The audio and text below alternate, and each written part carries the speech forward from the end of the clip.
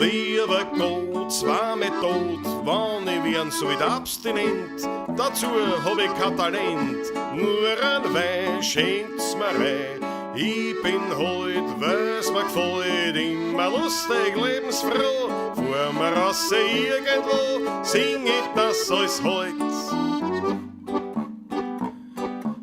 Jesus, Freundel, ausgesteckt ist, da gibt's Weindeln gut und süß. Gibt's mir geschwind ein Lied daher, vorhin mir rum ist Kammerleer. Jesus, Freundel, ausgesteckt ist, da gibt's Weindeln gut und süß. Gibt's mir geschwind ein Lied daher, aber höher geht's nicht mehr.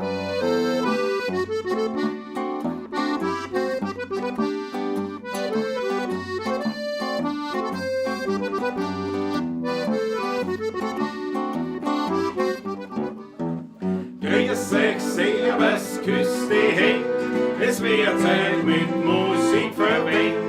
Ich spiel für euch die 16er Bull. Ihr hört Lieder aus früherer Zeit und manche Holland sind schon von heut. Das Wiener Lied geht sicher nicht verloren. Der Patrick spielt die Harmonika, Der Klausi zupft auf der Gitarre. alles Paket spülen wir noch den Wiener Charme. Die Quetschen klingt halt super fein, Die Kontrabombe hinten rein. und Gesang klingt jetzt auch schon recht human. Grundlein und grüß euch, servus, küss die Hände, es wird Zeit mit Musik verwendet. Ich spiel für euch die 16er Bull. Ihr hört Lieder aus früherer Zeit und manche Holland sind schon von heut. Das Wiener Lied geht sicher nicht verloren.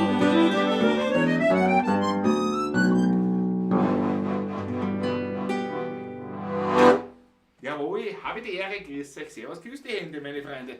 Schön, dass wir wieder miteinander sind. Schön, dass wir wieder miteinander sind. Patrick wieder gesundet, komplett gesund. Ja, Der Haxen zwickt schon noch das ein ist bisschen. wurscht. Das aber ist wurscht, aber da kannst du wieder was trinken. Ich kann trinken tue ich wenig noch. Also heute Ja, wegen einem Auto. der erste Tag heute eigentlich, wo ich einen Schluck Alkohol zu mir nehme.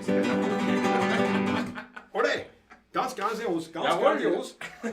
Auf jeden Fall sehr leibend, dass es zumindest alles wieder Alles soweit, ja, ja. im besseren Verlauf ist. Sagen wir es genau so. ist es. Ich bin sehr froh.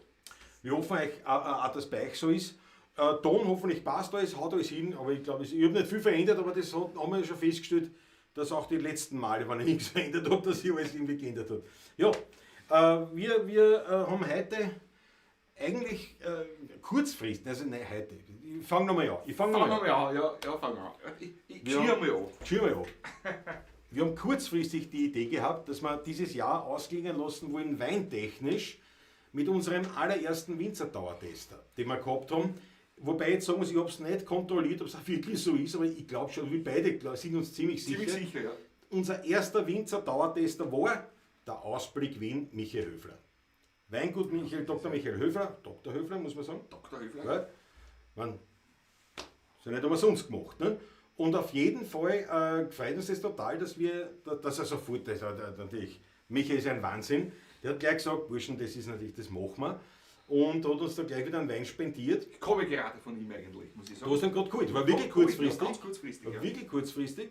Und dann bin ich jetzt drauf gekommen, jetzt erkennen wir schon, wir sind eine echte Influencerer, aber wirklich echte Influencerer, weil jetzt haben wir schon 2 Sponsoren eigentlich, kann man sagen. Ja. Ja, zum einen, ihr seht das eingeblendet und da in schönem, also die Tafel halt das über die Ewig und so, aber was soll man machen? Man muss improvisieren. Schaut gut aus, finde ich. Musikverstehen.net mit wirklich ehrlicher und ernsthafter Überzeugung wollen wir das sozusagen bewerben, auch weil es wirklich wahrscheinlich aus unserer Sicht eine der besten, für uns eigentlich die beste Variante der Musikweiterbildung Das war oder die beste Fortbildung. Investition, was das Ganze über ein ganzes Musikstudium angeht, sozusagen. Das stimmt. Muss ich ehrlich sagen. Das stimmt. Also, Das stimmt. absolut. Und ich meine, Investition ist war jetzt nicht extrem teuer. Nein, Also, aber- so, es macht ja nicht fertig, aber es war wirklich sinnvoll. Absolut. Daher Absolut. das eine und natürlich der zweite, der Michael Höfler, Ja. der Wein. Ja. Es ist ein Wahnsinn, das sollen sie mal einen Influencer nachmachen, muss mit aufziehen. Aber jetzt einmal, meine Lieben, die Begrüßung, zumindest jener Zuschauer, die im Chat mit dabei sind, war der allererste. Wer war der allererste? Jawohl. An die Westside DJs. Yes. Ich warte und warte, freue mich schon. Du warst der erste Kommentator und das taugt uns. Grüß dich gut. Natürlich dann Matthias Mariacher, Maiki, Maggie Pemperton, Chrissy 1220, Landtalstammer Markus, Franz Brandwein, habe ich schon vorgelesen, der John Wölsch im Kühlschrank, Jota Maber, Oliver Grün, grüß dich gut, schön, dass du dabei bist. Karin Albertine Prostanik, Austrian Rainer, jawohl, ja, die Gabe, das ist die, also eigentlich, sie ist ja gar nicht, sondern sie macht ja nur die Buchhaltung für ihn, für den Gerd. Für Gerd eigentlich. Der Gerd ist dort. Also das ist nicht der Gerd, das ist der Duncan Lauren. Ein Schotte, der in Amerika lebt und ein grandioses System entwickelt hat für Musikentwicklung und Absolut. ja, also auch da freuen wir uns. Daniela Schlegel, Momo M, da geht sowieso umliegen. An die habe ich gestern gedacht, intensiv, warum? Weil ich den Haum aufgesetzt habe. Ich auch. Warte, ich hol's aber, ich komm. hab's nicht mit. Ich habe mein Jazz-Hauberl nicht mit. Das Jazz aber nicht. Ich habe kein Schau, Jazz-Hauberl das mit, kommt das ist furchtbar. Warte, ich muss aufstehen. Nein, geht schon. Ich bin ja schlank. Der Klaus ist so schlank geworden, man glaubt es ja kaum. Aber die Temperaturen sind natürlich schon ein bisschen köder geworden und jetzt braucht man schon öfters ein Hauberl, nicht? Nicht nur aus modischen Gründen, sondern wirklich auch einfach, weil es angenehm ist. Der ist da schnell, hast Flotter, das ist ein Wahnsinn. so. Schaut her. Die Mama eben hat mir ja ein Hauberl gestrickt, also uns beiden. Ja. Und ich habe das gestern das erste Mal Gartenarbeit gemacht. Schau, Klausi. Gartenarbeit. Und da haben wir die aufgesetzt. Weil das ist ja gleich, das war eigentlich super bei mir draußen in der buckligen Welt, weil das ist ja von den Signalfarben her so wie in die Holzarbeiter sind. Nur um den Helm. Nicht? Also am Shelf fliegt ja von nichts. Aber Du kannst als Treiber auch gehen bei der Jagd. na ja, das Treiber, ja. Ja. Mit der Hand geht das, war super. Steht der Klausi da, dass man weiß. Also danke Mama M, an dich intensiv gedacht, weil hat mich schon warm gehalten. Gary 1.0, Werner Wichtig, Fritzl Startguss, jawohl, Markus Pristonik, Thomas Nickmann. Landtalstammer habe ich ja schon gesagt, gell? Habe ich schon gesagt, Hubert Hinkhofer, Straßenhans, Marco Cinelli. Ja, und wünschen servus. Claudia und ich aus Wien. Servus, Marco und Claudia. Blunzenkistel, na bitte, Michael Unger, Christoph Ratau, Helmut aus der Steiermark. Servus Helmut aus der Steiermark, Christine Fuchser, die Hette aus der Schweiz. Hätte ist auch dabei, jawohl, sie hat sich Nachmittag schon angekündigt, via Ja, Facebook. habe ich gesehen. Habe ich gesehen, ja. Blunzenkistel, seine Frau, das taugt mir besonders. Das ist super. Einen eigenen Account aufgemacht, damit wir 2 Zuschauer haben. Das ist, wie nennt man das? Das sind nicht einmal Fake-Follower, sondern echte Überhaupt, das Follower. sind echte Follower. Echte Follower, also ich danke dir schön. Blunzenkistel und seine Frau, super von dir, danke dir schön.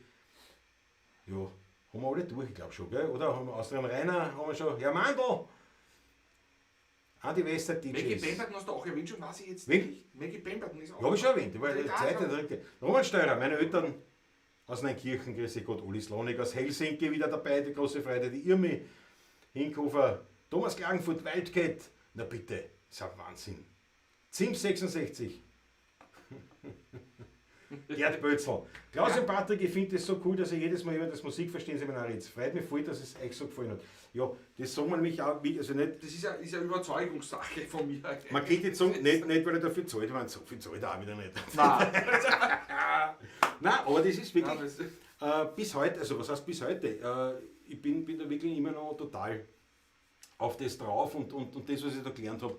Und das taugt mir voll, weil das waren jetzt wirklich, ich sage mal, bis dahin war ich sicher über 25 Jahre schon Musiker und dann habe ich Ja. endlich verstanden, um was da geht. Also echt leid. Ja. So, warum Klaus, wenn den Helm vom Fernsehturm wirfst, ist er hin, das Hauberl nicht. Fritzl Startguss, Das ist ein wahrer Spruch. da hast du recht, da hast du vollkommen recht. Gleichwohl, wenn du, na gut, vom Fernsehturm runterspringen ist eigentlich wurscht, nicht, was du aufhast. Aber Das ja, ist das geringste Problem, glaube ich, da was du aufhast. Das ist- Raphael Willmeier ist auch dabei. Na großartig. Also wir sind eine große Truppe wieder, das gefreut uns. Und jetzt, Patrick, bitte Ich schreite zum- zur Aktion. zum Anbotteln. Jawohl. Weingut Höfler. Entschuldige, die Gundula Braun hat sich jetzt dazu gehauen. Gundula, Servus, grüß Die dich. Gundula Braun, grüß dich gut. Schon lange nicht dabei gewesen im Chat, zumindest freue mich, dass du wieder da bist. Die Große wollte Freude. eigentlich nach Wien kommen, hat aber wieder umgedreht, weil das Konzert abgesagt wurde. Wir haben uns ein bisschen geplaudert via Instagram-Chat. War das so? Sie waren direkt in Passau, ist angerufen worden offenbar und das Also Konzert also wirklich direkt also angefangen. wirklich wieder Das ist angefangen hat. leicht, das ist auch- Also Das ist auch. wir haben es momentan alle nicht einfach. Das Was? stimmt. Umso mehr brauchen wir einen Wein. Anbotteln, also Franz Brandl, du kannst jetzt den Welsch auch aufreißen. Weingut Dr. Höfler, Ausblick Wien. Der junge Höfler Felix. Es gibt nur ganz, ganz wenige Flaschen, von dem her ein grüner Veltliner. Ich bin sehr gespannt. Das ist der erste nein, nicht der erste Jungwein, ich habe schon getrunken. Stimmt, ja, einen über schon gekostet heuer. 11,5%, sehr extraktreich die ganze Geschichte heuer.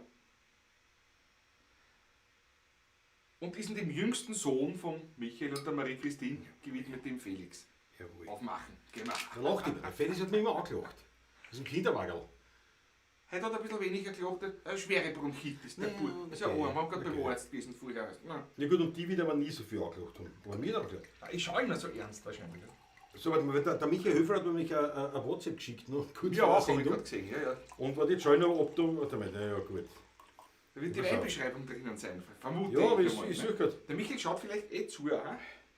Ich suche gerade. Ein leichter, fruchtiger grüner Veltliner, der mit der angenehmen Aromatik schon die kräftigen 21er Weine ankündigt. Gut beschrieben. Jetzt wird er nicht zugeguckt, weil ich das gelesen habe. Die Leute haben zugehört, das ist wichtig. Ja, aber für mich ist es ja auch nicht unwichtig. Ich meine, seid zum Wohle. Sehr Prost. gut. Was hat da meine Hand geführt? Na geil, ich weiß auch nicht, ich weiß nicht. Prost, meine Lieben, auf uns und auf euch und auf alles. Wow, Fruchtbombe. In der Nase.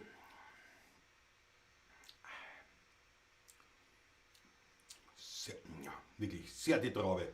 Was ist das für ein Rieden? Was für ein Ding? Das ist ein grüner Veltliner. Können wir drin? Ja. Hat er mal verraten, ja, heute. Ja. Der Michael vorher.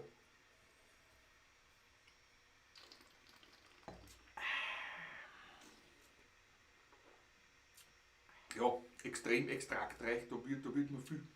Der relativ leicht, der hat 11,5% glaube ich nur. Oder so. Aber gut. Also wirklich jetzt ein sehr süffiger Leimender Wein. Das ist sowas, wo man sagen kann, das könnte man sich jetzt im Herbst gewinnen.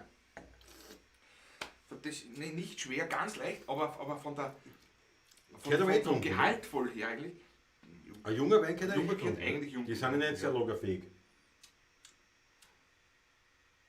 Weil da kommt es auch wieder drauf, wie es gemacht sind. Bei Michael sind sie nicht so hingetrimmt, dass sie wirklich nur kurz jung gut sind, sondern also die kannst du schon noch ein Jahr auch noch trinken beim Michael. Naja, das nehme ich Beim schon. Dr. Höfler, aber es kommt immer darauf an, wie man es macht.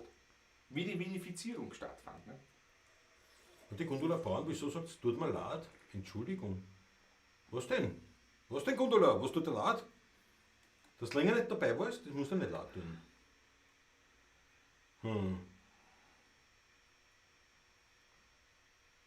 So. Herr Fritzel Status, wenn mir was auf den Kopf fällt, ist eh wurscht, was ich auf dem Schädel habe, da kann nichts kaputt gehen. Fritzel, das stimmt nicht. Das stimmt nicht. Bei deinen Bieren, da ist ja was drin. Da ist ja was drinnen, ja genau so ist es. Du, und der Wolfgang Krohatzka, grüß euch, heute nur hören aus dem Krankenbett, Netzhautablösung und Covid. Schleichte, Fix erst. Wolferl. Was macht er denn jetzt? Ja, liebe Pavlacist, Reicht nicht eins? werte Gemeinde der Pavlatschinger, ich glaube, da müssen wir rote Achteln reinhauen, ich meine, die sieht er jetzt zwar nicht, der Wolfgang, aber jetzt spüren wir das. Haben wir rote Achteln rein, bitte eine Orgie an rote Achteln für den Wolfgang Krohatzka, ganz lieben Freund und Kollegen, der mit den Entspannten ist er unterwegs, ganz eine super Truppen, ganz leibende Musik, Wolfgang Krohatzka und ich meine, Netzhautablösung und Covid, das ist aber, ich meine, wie man bei uns so schön sagt, das ist die Arschkarten. Ne? Ja. Na haut's eine, bitte eine Orgie an rote Gehen wir, Achteln rote Achteln, eine. Gehen wir. und Party Midnight, da spielen wir gleich. Na sowieso. Die Gundula, genau. Na, Gundula, da brauchst du dich nicht entschuldigen. So. Ja, der Raphael, wir haben das gleiche Leiberl, ja. Das gefällt mir voll, dass du das zugelegt hast. Das gefällt mir wirklich Bloß sehr. Kistel, seine Frau meint, er genießt heute wieder einmal einen Wein. Hofft dem Patrick geht es heute wieder gut. Gut nicht, aber es geht. Gut genug. So, ich meine- gut genug. Die wienerische Aussage, ne, mir geht's gut genug. Aber ja. So, jetzt Wir einmal wollen auf den den. Wein. Du, aber jetzt trinken wir mal, stoßen wir Wolfgang. an auf den Wolfgang Krohatzka, weil, Wolfgang, alles Gute. aber schnell wieder gesund werden. Und schau die Achteln von einer, na gut, da kannst du nicht. Du bist morgen draußen. Na, vielleicht nicht morgen, aber schnell. Gut, im Spital ist er glaube ich gar nicht, oder? Also nur im Krankenbett liegt er, oder? Naja, krank, und damit meine ich quasi. Schau die Achteln. Bravo. Die Pawlatschinger sind die Besten. Was spielen wir für den Wolfgang? Was machen wir für den Wolfgang? Also ein aufmalendes Lied. Ein aufbauendes Lied? Wann Ja, mal stirbst. Nein, das nicht. Das nicht. Das ist der Wiener Humor, weißt du? Ja. Nein, okay, was machen wir für den Wolfgang?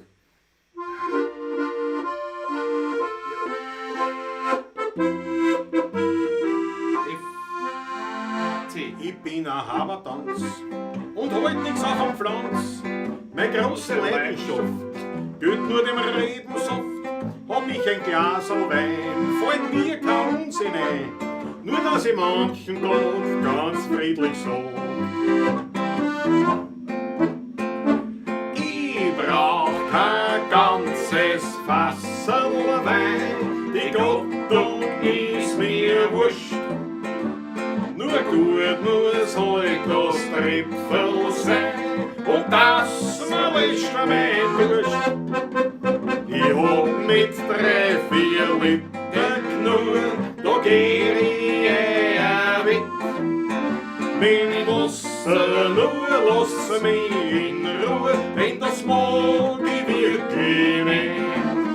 Mein Wasser nur lasst mich in Ruhe, denn das mag ich wirklich nicht. Ich hab das ausprobiert, hab ziemlich lang studiert. Ich brauch den Wein zumeist, ja nur als Arbeitsgeist.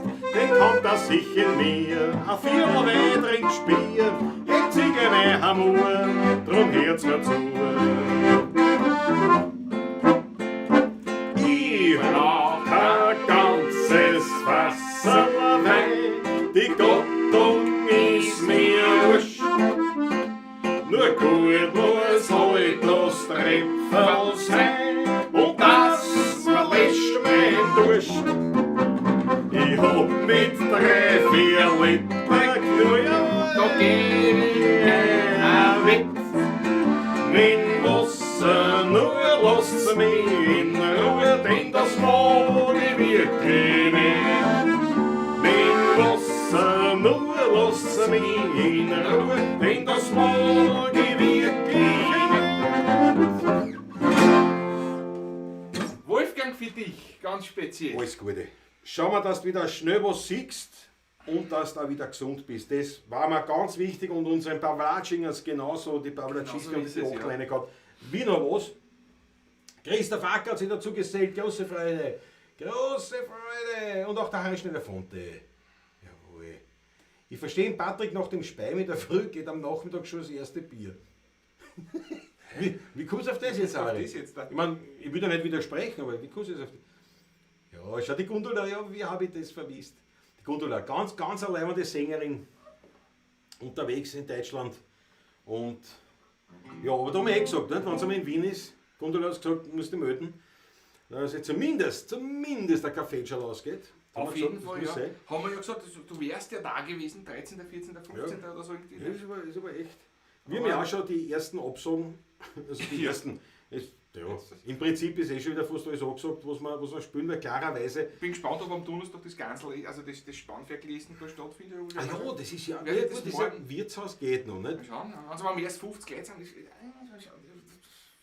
werde morgen einmal anrufen, dort sicherheitshalber. Aber ich glaube, Gastronomie ist nicht so ein Problem von dem her. Ja, ja. Da ist noch eher das Problem, dass die Hälfte der Leute kommen nur mehr.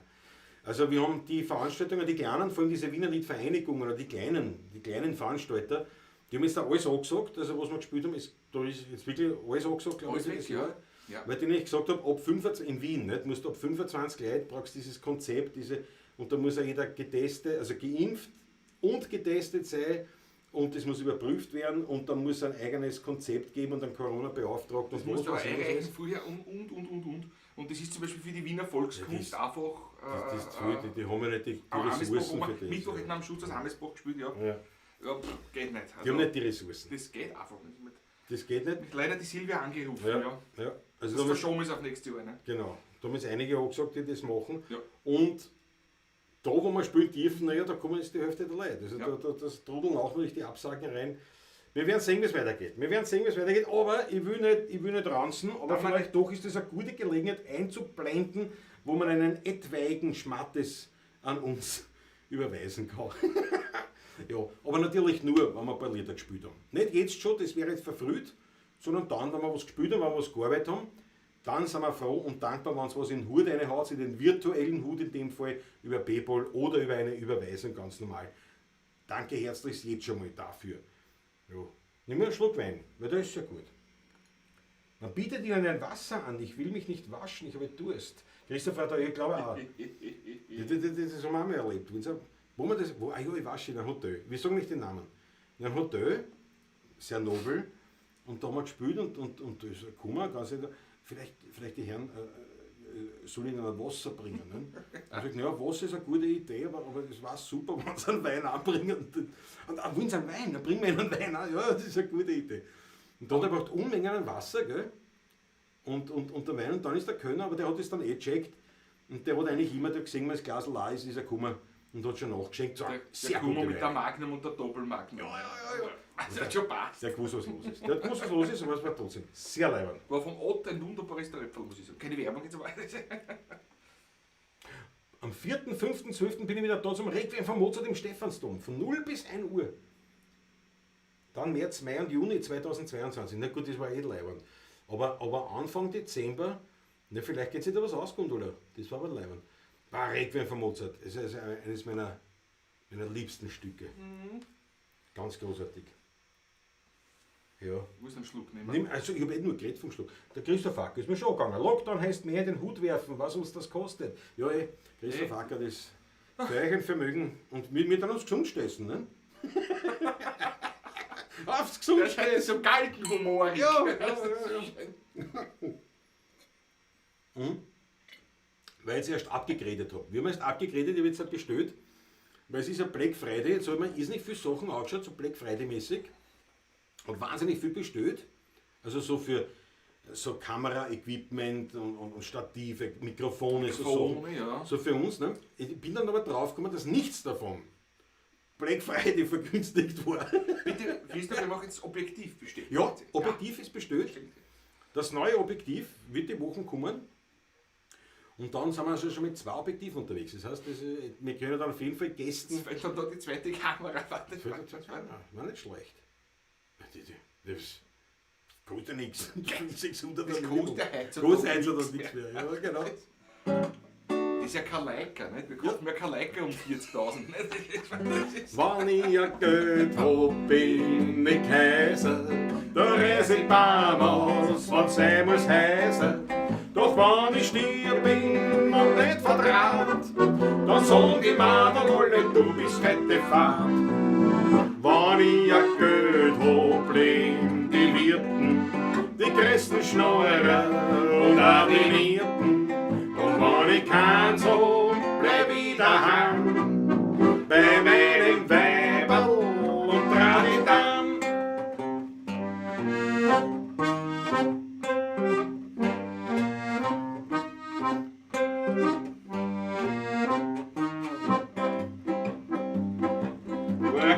Nur ein Geld ist das Schönste auf der Welt, wo man's auch nicht fressen kann, umso leichter bringt man's an. Edelgans, Landenfisch, wir reden übern Tisch, ein Champagner noch dazu und dann dran bis in der Früh.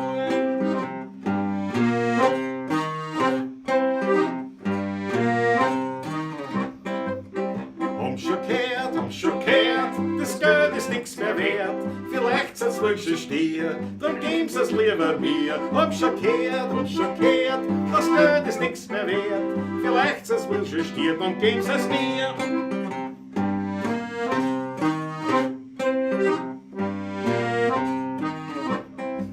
Ich glaub, meine Erbtante wird 120 Jahre. Ob ich die Erbschaft noch erlebe, ist nicht ganz klar. Sie hat die Tausender im Sarg und die kennt's brauchen. Renn schon im Schuh, hab nix zum Tschechern, nix zum Rauchen. Sie lebt bescheiden, unsere Tante Melanie. Und die Verwandtschaft wartet schon lang auf die Marie. Es ist eine Ungerechtigkeit auf der Welt.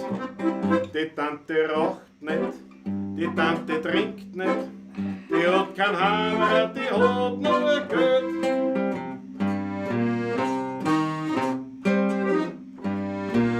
Als Kind hab ich oft müssen die Tante freundlich grüßen. Das fiel mir oftmals ziemlich schwer. Doch hast man kennt was erden, dann will man sich's verderben. Aber wie das noch erlebt, das glaub ich nimmer mehr. Patrick, sing mit. Ich glaub, meine Erbtante wird 120 Jahre. Ob ich die Erbschaft noch erlebe, ist nicht ganz klar. Sie hat die 1000er im Sarg und ich kann's brauchen. Rennt schon im Schuh, hab nix zum Tschechern, nix zum Rauchen. Sie lebt bescheiden, unsere Tante Melanie. Und die Verwandtschaft wartet schon lang auf die Marie. Es ist eine Ungerechtigkeit auf der Welt. Die Tante raucht nicht, die Tante trinkt nicht. Die hat kein Hammer, die hat nur Geld. Und das ist das, was uns auf der Welt so fehlt. Ja, hoi. So schaut's aus. Na, was heißt ein Spontan-Potpourri? Das erste Wiener Lied, Pink Floyd Potpourri, das ist gegeben. Ich werde das Fenster kippen. Das He? ist heiß. Ja, gell? Bin ich rot im Gesicht, gell? Na, das steht ja nicht sagen, aber ne, eine gesunde Folge, du bist nicht der Gitarre da. Getan, ja, vor allem ich gespielt der Wein schon. Das ist vielleicht doch in Kombination mit dem Deflamat, was das ist. Hast du noch einen Schluck? Heute habe ich noch einen Schluck. Dass du schon einen Schluck Wein spürst? Heute habe ich noch ein Deflamat, eine Woche lang kein Alkohol, also kein Tropfen. Da spürt man gleich ein bisschen. Ja gut, das ist schier auch natürlich. Ne? Das ist schier. Schau die Achtel von einer, ich danke vielmals. Dankeschön, herrlich. Dann Röschenkeller Medley. Was ist das? Ah, das war das dann Röschenkeller. Also haben wir das gespielt im Don Röschenkeller, ich glaube. Oder? Haben wir das gespielt? Wahrscheinlich. Wahrscheinlich, ja. Der ist so direkt, ne, aber so ansatzweise. Ja, stimmt. Ja, das spielen wir öfters jetzt. Ralfons Wondercheck aus dem Spessart. Grüß dich, Gott, Ralfons. Sehr große Freude, dass du da dabei bist. Jawohl. Ja, genau, das haben wir so ähnlich. Aber So da war ähnlich, nicht aber alles. anders, Da dann gibt es ja noch so ein Lied, gib dem 100er Puzzle. Aber das kann ich nicht. Gib dem 100er Puzzle. Gibt's auch, Gibt's auch, ja. Ich hab's gehört. Meine Nichte raucht nicht, meine Nichte trinkt nicht, die hat nur mich und heißt Melanie. Chrissy 1220. Ja, gut, sehr. Das ist auch mal Das was. heißt, deine Nichte ist mein Erbtant. Ja, aber das macht in dem Fall nichts, weil ich wünsche ihr ja ein langes Leben. Also so gesehen in Ordnung. So gesehen, was hast du? Patrick, jetzt wirst du gleich walten müssen. Achso, da walten. Der letzte Schluck. Ich walte. Hast du gewartet auf einen Superchat? Ja, na doch, vielleicht siehst du, was ich nicht Nein. sehe, aber. Nein, siehst du nicht. Bitteschön. Leute, lass sich nichts aus. Kommt nichts rein. Kein Superchat. Mir ausgewählt, bitte, man, voll aus, pass auf. Jetzt kommen, aber jetzt seht ihr, welche Details. Auf welche Details wir geschaut haben. Pass auf. Alle 8 und nämlich. Ja, warte mal. Achso, das muss ja da stehen. Das muss da stehen. Na, aber dort und da. Pass auf, Achtung. Schaut sich das an. Zack, wie Fenster. Ja. Einfach irgendwas. Aber Lichtspiele. mit einem Klick, zack, ist wieder Licht da. Vielleicht ist deswegen so heiß. Sag ich dir lang. Nicht die lang mehr eben. Ja, das ist sehr ein Wahnsinn. Aber schade, dass ihr das alles da nicht sehen könnt, wie super ich bin so stolz auf mich. Also der Ausbau Gell? des Studios ist in der Zwischenzeit. Die Kabel- würde ich sagen, also, Ich meine, eins ist halt, zerlegen kannst du es nicht mehr. nein, das ist fix jetzt. Also, das ist Einbau, das ist ein Studio-Einbau. Ja, wirklich, Das ist- wirklich. Du hast auch der Michael Höfler, der hat uns ja das geschickt und jetzt weiß ich nicht. Ich finde noch immer nichts. Das ist nicht der Josefstädter Wein, ist nicht. Gold-Silber-Paket Ganz ist zum für Schluss andere. ist das, ganz zum Schluss, glaube ich. BF Vanessa ist der rote. Silber Ganz ist der zum Schluss Rosé. weiter runter. Der Rösler in Unikat in einem Privatpaket. Na was? Einmal. Ah. Ja, da bist du richtig. 2 Flaschen vom jungen Höfler, unser 2021 Jungwein. Den könnt ihr zuerst aufmachen. Das haben wir schon gemacht. Ein schöner Vorbote auf 21, das stimmt. Kräftige Aromen und Frucht, angenehme harmonische Säuren, das stimmt. Es werden Weine mit hohen Extrakten erwartet, also viel Körper. Alles Glas, Zwinkersmeile. Das glaube ich, dass er da trinkt. Aber was, der ist auch gut. Apropos, ich würde gerne mal mit euch spielen, sagt er. Ich spiele Klavier, Gitarre, Akkordeon und auch Schlagzeug. In der Band bin ich bei Schlagzeug und Bass immer eingesprungen, wenn wer ausgefallen ist.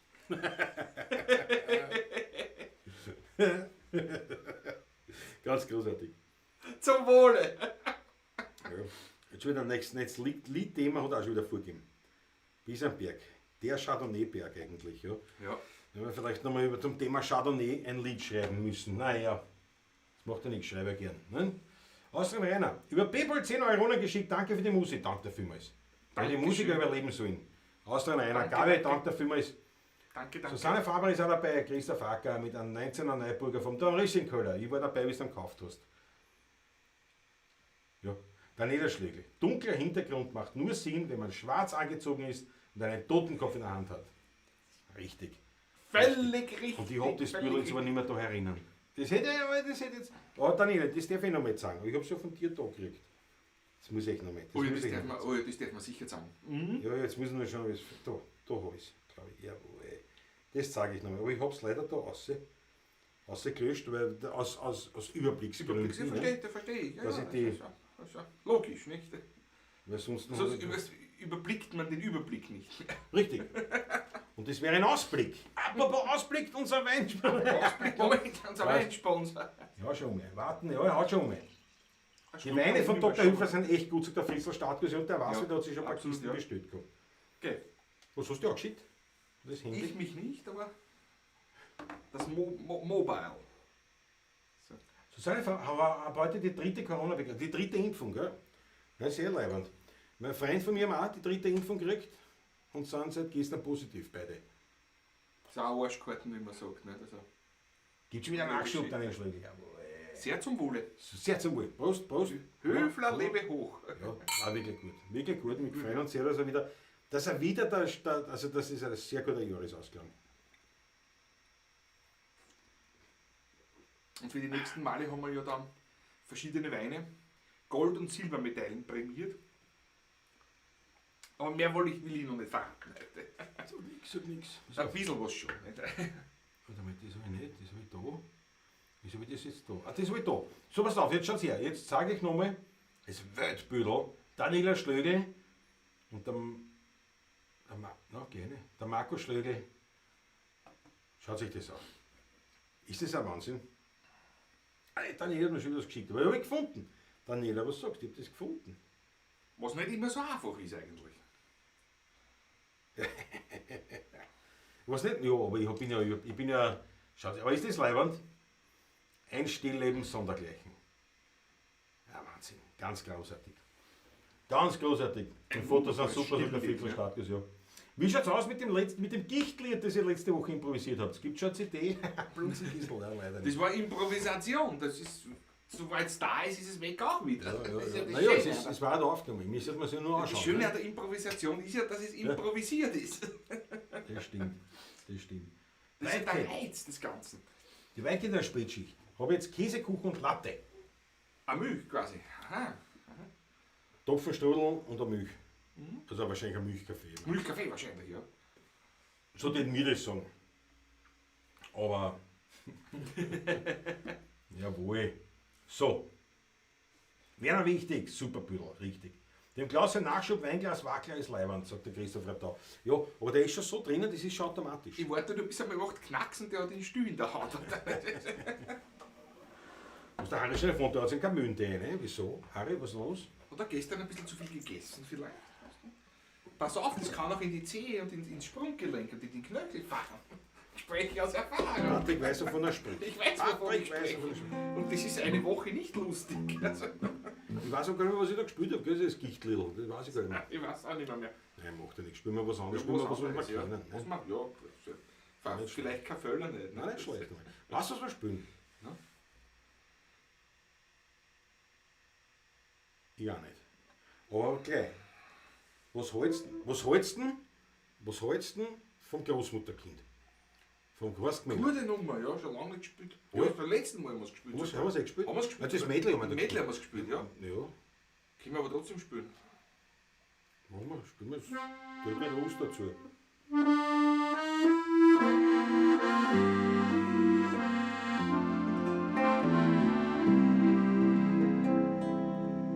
Meine Mutter ist mit einem anderen Mann.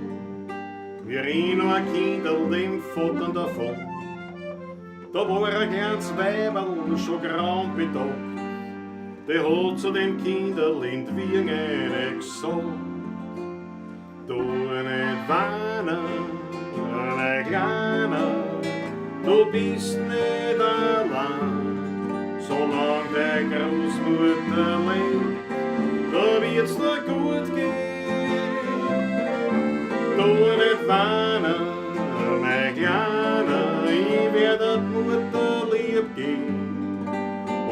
die Liebe von der Oma dazu. Mein Vater, der war als nächstes dran. Er ist vom Schicksal gebrochen, dem Leben davon. Aber da war wieder das Weiberl, schon grau und betagt. Und die hat zu dem Burschen dann tröstend gesagt: Du nicht weinen, mein Kleiner, du bist nicht allein. Solange der Großmutter lebt, da wird's dir gut gehen. Du nicht weinen, mein Kleiner, ich werde dort lieb gehen. Und die Liebe von der Oma dazu. Die Jahre, die man nicht bremsen kann, die hab ich heut am Buckel, heut bin ich am Mann. Schon lang ist das Weiberl, die Oma nicht mehr, aber ihr Großmutterkind, das liebt sie heute noch sehr. Und manchmal im Traum, ja daher ist sie so. Du nicht weinen, mein Kleiner, du bist nicht allein. Solange deine Großmutter lebt, da wird's dir gut gehen. Du nicht weinen, mein Kleiner, ich werde dort lieb gehen. Und die Liebe von der Oma dazu.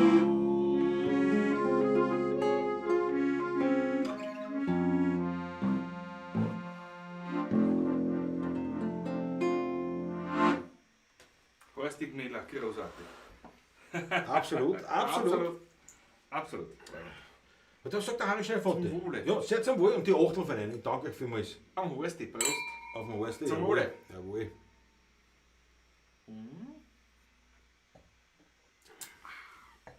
Harry schnell Foto sagt, ich bin gesund. Nur zu viel Fettes am Abend, nachdem das Bauchal vom Freitag Livestream auf Facebook in der Brennraumgemeinde ein wenig beleidigt war. Das habe ich mir gedacht. Aber ich habe am Freitag leider nicht können. Ich habe mit ihm gespielt. Oder? Am Freitag? Irgendwas war. Ja, irgendwas war am Freitag. Weiß nicht, was ist denn heute? Ich lag Montag, jetzt krank im Bett. Ja. Das stimmt, ja. Und auf jeden Fall, ich bin leider nicht dazugekommen. Sonst hätte ich mitgecheckt, wollte ich jetzt sagen, aber das war ja nicht so. Nicht? Das war, ja. Bei dem Lied muss ich immer an die Mama vom Horstl denken. Oft bin ich als Kind bei einem Schafberg in der Kugel gesessen und hab Linz, da geht es dann irgendwo weiter. Ja. Aber, ja klar, das ist natürlich eine tolle Erinnerung. Jawohl. Nüchtern euch zuschauen ist eine Herausforderung. Jetzt ist mir klar, warum bei euch alle Tschechen. Herr Schrefonte, ja, das war uns aber immer klar zum Beispiel. Zockers Welt TV. Weltklasse, sagt er, ich danke dir vielmals. Burm, spielt bitte einen Aufreißerblues. Raphael Illmeier, ne, den werden wir machen. Zonka ist auch dabei. Zonka, habe ich gerade begrüßt. Da hängt es sogar. Wenn ich hier lese, höre ich nicht, was du sprichst, nämlich. Weißt du? Das ist Multitasking. Das muss man alles drauf haben. Da steht es, das ist ja nicht groß, ne? Das ist ja nicht größer da. Aber was soll man machen? Besser ist nichts. So, aber jetzt da. Aufreißerblues, Rudi Kuschelu. Machen wir später. Machen wir zuerst, das gefällt mir auch. Susanne Fabermann, Narischer Kastanienbaum oder Fiaker. Ich weiß, was du spielen willst. Den Fiaker. Nein, den kann ich nicht. Alles klar. Wir haben schon länger nicht gespielt. Achso, ja. Machen wir beide, ne? Du narischer Kastanienbaum, du blühst erst im August. Warum erwacht so spät in dir des Frühlingslebens Lust? Du narischer Kastanienbaum, du bildest dir wohl ein, du könntest da, wo der Herbst schon naht, ein junger Frühlingsstürmer sein. Ganz dicht am Rand vom Stadtpark steht, wo alle Welt vorübergeht, ein Baum, der lässt seit langem die Blätter traurig hangen. Doch plötzlich ist er aufgewacht und Kerzen standen über Nacht auf allen seinen Zweigen. Jetzt da wollte er sich zeigen. Magischer Kastanienbaum, du blühst erst im August. Warum erwacht so spät in dir des Frühlings Lebenslust? Du narrischer Kastanienbaum, du bildest dir wohl ein, du könntest, wo der Herbst schon naht, ein junger Frühlingsstürmer sein. Vier, zwei Haberoppen, mein Zeigel steht am Graben. Ach, so wie die zwei Tarotten werden's nicht bald gesehen haben. A Peitschen? Na, das gibt's nicht. Oh Jesus, nur nicht schlagen. Das Höchste war er schon Alter, sonst zerreißen sie mir den Wohn. Vom Land zum Lusthaus vor ist in 12 Minuten hin. Da springt man keins nicht in Galopp. Da geht's nur trott, trott, trott. Wenn's nachher so recht schießen, dann spür ich's in mir drin, dass ich die rechte Brutz noch, dass ich ein Fiaker bin. Ein Kutscher kann er jeder werden, aber vorn, das können sie nur werden. Mein Stolz ist, ich bin heute ein echtes Kind. Ein Fiaker, wie man nicht alle Tag findet. Mein Blut ist so liftig, so leicht wie der Wind. Ja, ich bin heute pfiff, ein echtes Kind. Das war so die Schlussding. So wie aufgedacht. Kein Problem. Donjato, später aber doch noch geschafft. Wieder mal dabei achten sein. wir beide ja aufeinander. nicht? Ja, sowieso. Das haut schon hin bei uns zwei. Die Tonja ist dabei, eine Schau. Schön, lava. Was ist da? Irgendwas war da gelesen? Was war da jetzt? Was war da? Was ist da? Beileid, was ist da?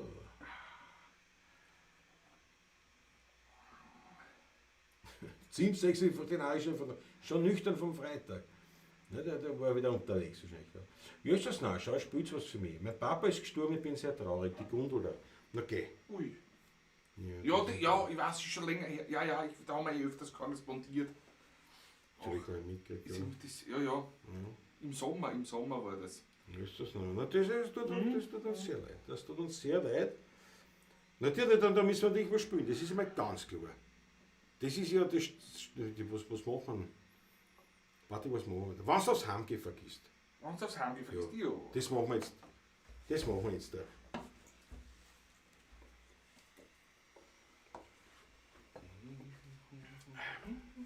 Das machen wir jetzt für die Gundula. Und ich meine, seid doch so knierwach, meine lieben Pavlacisti, Ja. dass die Gundula wieder ein bisschen einen Auftrieb kriegt, einen emotionalen, hat sie eine Orge an rote Achteln für die Gundula, dass sie wieder lachen kann. Aber jetzt nicht bei dem Lied, weil das ist nicht zum Lachen. Aber das spielen wir jetzt da und dann wirst du wieder lachen können.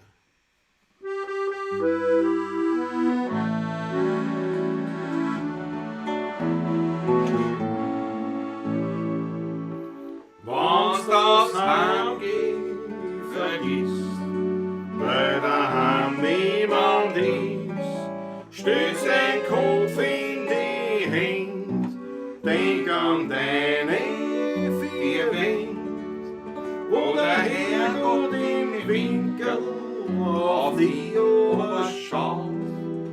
Jedes Bild an der Wand ist dir lieb und vertraut. Wenn's aufs Heimgehen vergisst, weißt allein nicht, du bist, sei nicht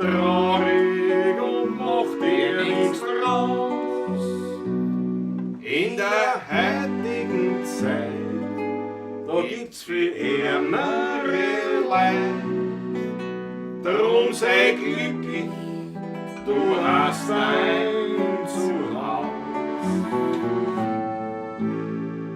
Irgendwo versteckt in einem Winkel sitzt ein alter Mann ganz in der Kant. Ganz verlassen tut auf seinen Fleckel, den er traut sich heute gar nicht haben. Weil beim Wirten, ja, da hat er immer sehr viel Leid um sich, die freundlich sind. Doch daheim, da sitzt er in seinem Zimmer, ohne Zuspruch, Mutter, Sohn allein. Da sagt ihm zur Sperrstunde ein Freund, der ist ehrlich und gut mit ihr meint. Wenn's aufs Heim geht, vergisst, weil daheim niemand ist, stützt dein Kopf in die Hände, denk an deine vier Wände, wo der Herrgott im Winkel auf die Ober schaut. Jedes Bild an der Wand ist dir lieb und vertraut.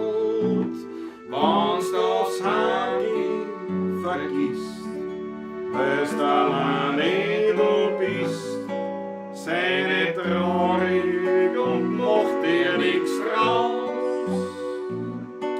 In der heutigen Zeit gibt's viel ärmere Leid. Drum sei glücklich, du hast ein Zuhause.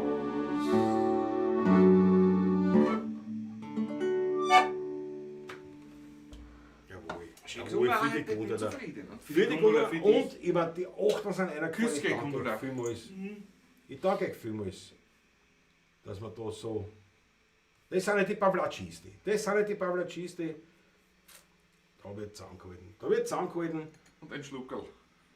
Unbedingt. Unbedingt.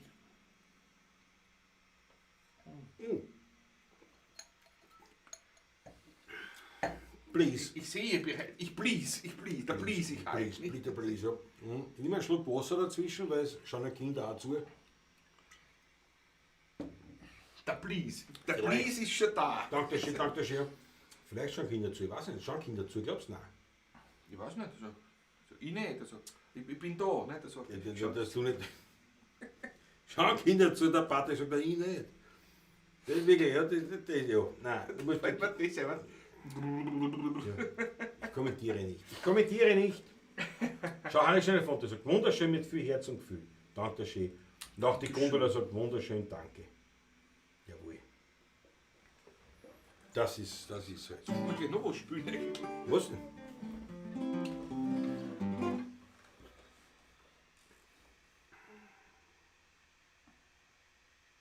Einlauf von dir.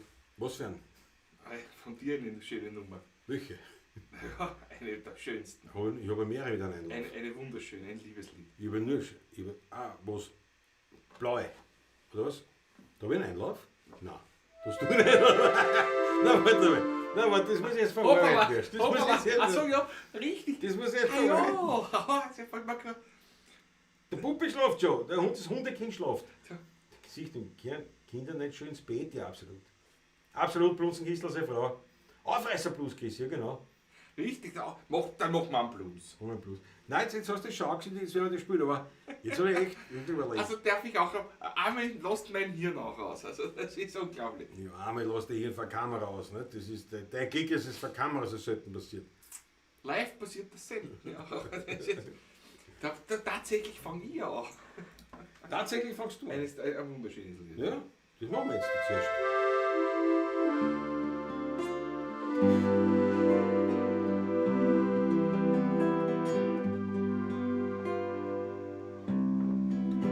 Meine Kinder, die fliehen und da die trotzdem niemals kriegen. Wenn ich fordert auch recht tief, so schreibe die dir heute einen Brief. So kommt dann mein Lied, so kommt dann mein Lied zu dir, so kommt dann mein Lied zu dir, als blaue Tinten auf Papier.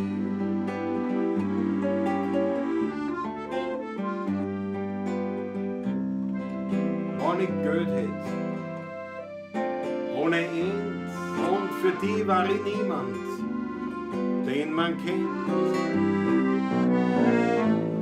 Mein Schmäh, der ist für die viel zu tief, dann schreibe die dir heute einen Brief.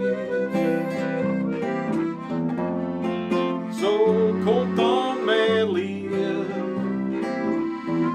so kommt dann mein Lied zu dir, so kommt dann mein Lied zu dir,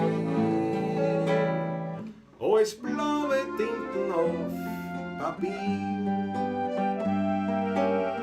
Ich schreib's ein Brief.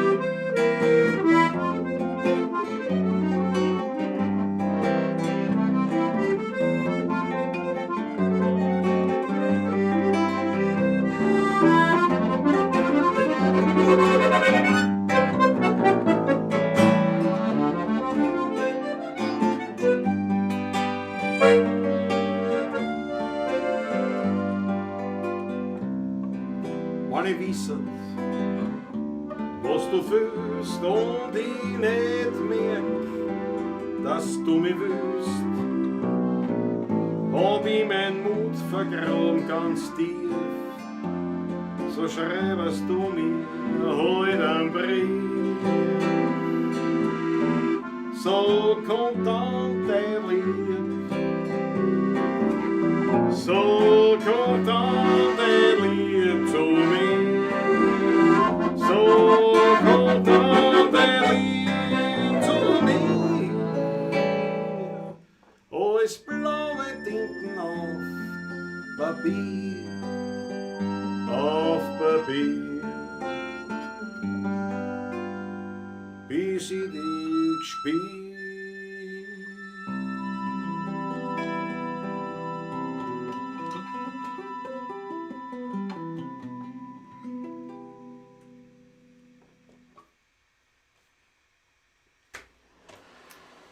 Liebes Lied mit Einlauf. Schlager. Eine Komposition gelungen. Ich meine, das Arrangement ist auch nicht schlecht, aber. Ja, und der Text, ich meine, der Text war. Du schau lieber, was du vielleicht was tun sollst. Und ich glaube auch. Ich hebe sofort meinen Finger. Ja, glaube ich auch. Fritzl Startgruß. 10 Prost. Euro. Prost. Danke dir sehr Dankeschön, zum Fritzl, Wohle. sehr zum Wohl. Ah, Fritzl. Ja, da hau ich gleich nochmal. Da lass ich gleich durchrennen nochmal das Bandel. Schau, die Achteln von einer ist gefällt. Der Raphael nimmt mir von Patrick, sind deine neuen Winterreifen okay? Wie kommst du auf das, Raphael? Ah, der hat auf Facebook offenbar, hast du Raphael gesehen, das Posting vor 2 Wochen. Ich habe nicht mehr gesehen, ich habe mir nichts angeschaut. Bitte. Du bist bei mir Posting geblockt. Du bist geblockt bei mir. Ich poste so viel über das jetzt. Bitte wo, nein, ich sehe das so oft, das Ja, aber du sitzt beim Automechaniker, aber das poste ich natürlich nicht. Porsche Minova, nicht? Sitzt sie dort mit der Maske auf, so ein schönes Foto, so, warten auf die Winterreifen. Ja. Nein, das sind keine neuen Winterreifen, das waren also die alten schon, nicht? Das sind nur ein Wechsel der Räder gewesen. Justus, nein. Ausblick Wien. Einen Spitzenwein trinkt ihr heute, ja, das stimmt. Absolut. Und die Kids schauen euch auch zu. Jesus, es schauen doch Kinder zu. Es schauen doch Kinder zu. Ich muss nur sofort ein Wasser einschenken. Habe ich nicht so oft Arschloch gesagt? Nein. Jetzt hat er es gesagt. Also Entschuldigung. Jetzt ist es passiert. Jesus, nein. Jetzt ist es passiert. Mein Vater hat immer gesagt, Burs, du darfst nicht Arschloch sagen, weil sonst bringt das Christkind lauter Scheißdreck. Ich geniere mich. Brauchst du nicht genieren. Aber es, Der Herr Höfler dabei, sobald ihr Fragen habt, könnt ihr es direkt stellen gleich an den Michael Höfler. ja. Maratana an, sagt er. Bravo, so viel Gefühl. Dank der Ski. Na, schaut aber so. Mit Zielwasser trifft der Patrick wieder die richtigen Knöpfe, sagt der Harry schnell von. Das letzte Mal nicht drauf, da was ist das ein Kritikpunkt gewesen. Du hast einen Tee. Du hast einen Tee getrunken. Da habe ich verschiedene Tee, einen grünen Tee. Patrick und seine Winterreifengicht. Ein schneller Vater. Der Christoph Das kann der Acker sein. Natürlich. Plus, jawohl. Yes. Haben wir schon länger nicht gespielt, glaube ich, gell, der Pablo? Das letzte Mal gespielt, glaube ich. Das letzte Mal? Oder vorletzte Mal. Ja, das ist auch Wochen her, na ja, bitte. Moment. Man kann Jazz aber lassen, aber ich hab beim Momo M. Momo M. Haberl. Jawohl, Ja, jawohl. Und ich meine, das muss ich so, dass man es lesen kann. Nicht so. Das ist groß, das sieht man nicht. Da steht Lasi, aber es heißt Glasi. Ich lasse so. Nicht über die Uhren müssen wir sehen nichts. Bei Haberl mit dem Namen Lausi drauf wieder ganz eine andere Bedeutung bekommen. Das ist wieder ganz anders, ja, das stimmt. Schön. Wo haben wir aufgehört? Ist ja wurscht.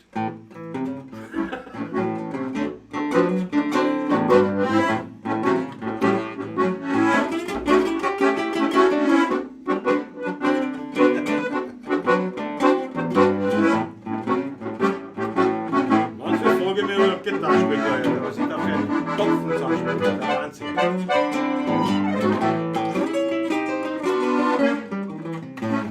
Dass die Frauen schwierig sind, weiß man eh. Und dass der Berner kein Schmäh, dann kommst du an die Wals zum Ziel. So machst du das so wie, dann fliegt jeder gleich auf dich und singen Blues ganz lässig mit Gefühl. Ich hab den Blues im Fuß, dass ich nicht schwach werden muss. Ich hab den Rock in den Bock, mit dem ich ja jeder lock. Ich hab den Jazz, den Swing im Ding, der will jeden bezwingen. Ich hab den Haken im Knack, mit dem ich eine pack. Ich hab die Melodie im Knie, drum wird mir nie eine hin. Ich hab den Jazz im Dress, da wird mir nie eine Bäse. Solo!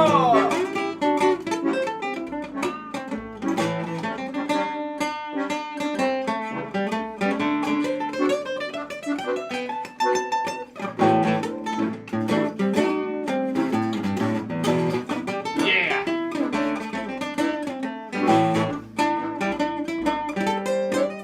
Ich gebe den Franke den Rot, wann er ihm notwendig hat. Schau so mach's bei die Frauen an Ries.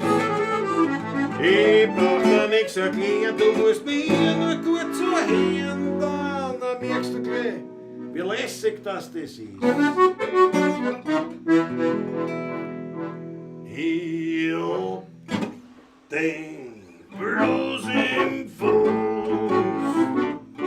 dass ich nicht schwach werden muss. Ich hab den Rock in den Bock, mit dem ich ja jede Lok, Dampflok, Diesellok, Elektrolok. Ich hab den Swing im Ding, mit dem ich jede bezwingt. Ich hab den Haken im Knack, mit dem ich jede pack. Ich hab die Melodie im Knie, da wird mir nie eine hin, wird mir nie eine. Ich hab den Jazz im Dress, dann wird mir nie eine Bass.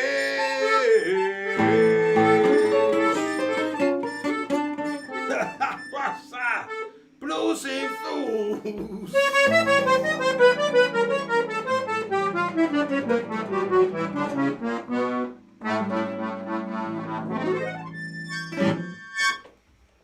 Yeah! Wollten Anton wollte noch spielen. Jawohl. Yeah! Ui, Auswegvideo, danke meine Tochter, weil sie jetzt auch was das Christkind bringt. Super Abend wieder. Ja, tut mir leid, aber ich meine, es geht ja aufgeklärt. Ja, Ja, ja, aufgeklärt. Furchtbar, furchtbar. Aber deine Tochter kann das kann aber nicht stimmen, weil deine Tochter sicherlich nicht so eine schiere Redensart hat wie ich als Kind und heute. Der stammt ja aus besserem Hause, hat er mal gemeint. Das ist richtig. Hat er immer erklärt, aber ich Immer, weiß es immer nicht. nur im Vergleich zu dir. Immer nur im Vergleich zu dir. Ja. Na, Bei uns wurde viel auf Sprache Wert gelegt, Gott Ja, sei ja. Dank. Also, Naja, gut bei mir auch nicht, weil. oh ja, Nicht. da muss man schon. Muss ja, nee, der war beste Erziehung genossen. Unsere beiden Eltern schauen ja zu, müssen wir sowieso zusammenreißen. Ja. Überhaupt. Rede zu schier, du. Ich rede gar Gratin. nicht. Greizen. Aber Greta ist aber, finde ich auch schön. Ja, schön. schön, ja. Mama eben hat die 8 Leine danke, ich habe das Haberl so nehmen müssen, weil sonst hätte ich nämlich an Ein Was Hitzestau, nicht? ja, nein, nicht einen Hitzestau, aber so einen Hitzeschlag gekriegt oder was da. Es ist wirklich sehr warm hier drinnen, gell? Das ist doch, Ja, nein, es ist es wird doch nicht allein vom Dr. Höfler machen, Ausblick Wien. Ich glaube nicht, da ist ja viel Wasser drin. Nein, jetzt sind wir wieder dabei. Heute ist er dabei. Ja. Klaus ist ja, der redet Blödsinn. Wieso? Wasser ist eh viel dabei, ich trinke viel Wasser dazu, stimmt. Die Flasche ist schon bald leer. Ja, ich habe Die die Flasche ist auch Flasche. schon bald leer. Ja. Das Wasser auch, oder was? Das Wasser ist auch schon die Hälfte weg. Die Hälfte weg, und das sagt ja nichts. Die Hälfte weg ist. Ich trinke dann keinen mehr jetzt nach dem Schluck. Der Sandro ist auch dabei. Kennt ihr das, wenn ihr etwas angespannt seid, dass ihr dann manche Töne nicht sofort findet? Du Sandro, Ich finde nie an. ich finde sogar, wenn ich nicht angespannt bin, manche Töne nicht. Das ist ja so. Also angesprochen. Ich weiß nicht, ob es mit der Anspannung zu tun hat. Nein, ich finde es eigentlich immer. Also, wenn ich, das ist, Nein, ich oft nicht. Ich suche es oft gar nicht. Also ich vertraue oft auf den Automatismus und da vertraue ich den Falschen. Und deswegen, aber der Punkt ist ja der weniger, das wird da jeder wahrscheinlich, auch jeder Konzert-Solist sagen, es geht nicht darum, jeden Ton zu treffen, sondern fertig zu spielen. Also sprich, wenn man einen Ton nicht trifft, darf man sich nicht aus dem Lied rausbringen lassen. Das ist die große. Oder ich kann mich mal erinnern, wenn wir mal gespielt haben und mir ist eine Seiten gerissen beim Spielen. Und dann haben wir weitergespielt. Nicht? Also während das Lied bringe ich schon noch fertig, was soll ich machen? Jetzt fällt halt eine Seiten. nichts anderes Was über, soll ich ja. tun? Und haben es fertig gespielt und nachher hat ihm einer gesagt, also ich hätte nicht spielen können. Also wenn die Seite ich hätte abbrochen. Und das ist eigentlich das Wichtigere. Also den Ton zu treffen, und ja, manchmal triffst du ihn halt nicht. That's life. Wir sind schon bei alten Schrammlharmonikas früher mit so Knöpfen hängen geblieben, aber nicht einer, sondern gleich so mehrere. Fahr weiter gespielt. Oder zwei Knöpfe abgesprungen, abgebrochen. Ne? So habe ich die halt nicht mehr zur Verfügung gehabt. Aber das war nicht ein Knopf da oder da, sondern genau da in der Mitte zwei. Ich habe auch einen Abend fertig gespielt. Nicht? Also das macht man dann einfach. Also Ja. es geht dann schon. Nein, das ist dann Man das lässt den Wesentliche. einen Ton aus. Ja. Nicht? Ja, du musst weiterspielen. Musst weiterspielen, Das ist eigentlich das Wichtigere. Und wenn du angespannt bist, ich mein, es ist jetzt so, schau, was du ein Lied eingelernt hast, dann hast du es noch lange nicht eingelernt. Nein. Also du kannst es noch lange nicht. Du kannst es daheim spielen, fix, fertig, auswendig, alles drum und dran. Und jetzt kommt das, was du meinst mit Anspannung, jetzt kommt die Anspannung dazu. Und du kommst drauf, dass jetzt auf einmal alles irgendwie anders ist wie daheim, wo du das eingelernt hast. Und auf einmal kommst du drauf, du kannst das Lied überhaupt noch gar nicht. Und das ist eben dieser Punkt. Und da muss halt, ja, da muss man durch, das muss man halt weiter üben, weiter einlernen. Ja, genau. Wobei wir wieder beim Punkt sind. Musik Was wir dort gelernt haben, ja genau. Was man da auch gelernt Was hat. auch Ja. da andere. Das habe ich ausnahmsweise schon früher auch Das gewusst. habe ich auch gewusst, aber ich habe viel gewusst, was ich Nein, da sehr vielleicht vieles, weiß. was wir wussten, Ich wurde musste- dann auf Fundamente gestellt. Ich musste mir viel in meinem Leben in über 20, 25 Jahren erarbeiten, was mir der Duncan innerhalb, wenn ich den mit 15 Jahren kennengelernt hätte, innerhalb von einer Woche völlig erklärt hätte. Der Michael Unger sagt das vollkommen richtig. Wichtig ist, miteinander anfangen und miteinander aufhören. Ja? Das Wichtigste. Das ist auch oft, das sagen wir oft so Scherz, wenn wir irgendwo einen Topf und zusammengespielt haben und dann haben wir aufgehört und sagen, schau, gleichzeitig Schluss gemacht. Das ist schon mal was. Das ist schon mal was. Aber dass man die Töne nicht findet, das ist. Ich habe übrigens eine Dokumentation gesehen über Arthur Rubinstein, Ja. der berühmtesten Pianisten. Der war ja dafür bekannt, dass er einfach Töne weglässt, also bei Beethoven und so weiter. Ne? Naja. Weil das nicht zum Spiel ist oder bei Franz Liszt oder so, wenn er gespielt hat. Was nicht geht, geht nicht. Und das hat ja das Publikum nie übel genommen eigentlich. Ne? Weil das Gesamtwerk ja im Vordergrund steht, die Musik im Vordergrund steht. Ne? Ja. Wenn er drüber stolpert oder was, und dann sind halt ein paar 16, 32, 64 wird nicht gespielt oder statt 64 nur 32, es ist wurscht. Auch in Ja, der wurscht, klassischen wurscht ist Musik. nicht, aber man muss halt dann Also, das kompensieren. Du musst das voll kompensieren. Ne?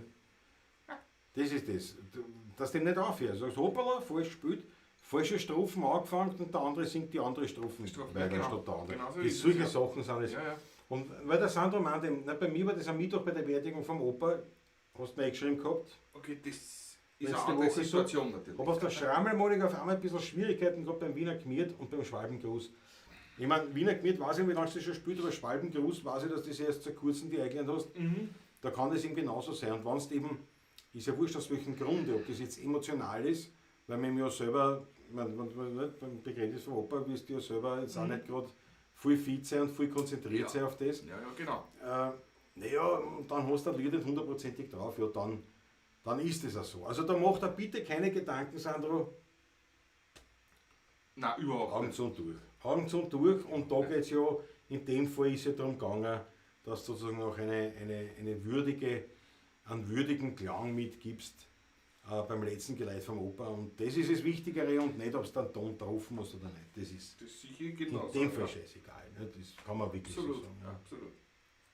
So, der Rest, was da, was da kommt an Kommentaren, sind die alle Frechheiten. Der Fritzer Stadtl, ich treffe auch ohne Seiten den falschen Ton. Ja. Ja. Da würdet ihr ja kein einziges Lied fertig spielen. Der Harry Schneider Fonte, das ist ja ein Wahnsinn. Snoop Dogg ist der Gitarren ÖMTC rufen. Ja, dass er die anschreibt, du musst mal warten erst. Aber, ja. Ist halt so ein Wahnsinn.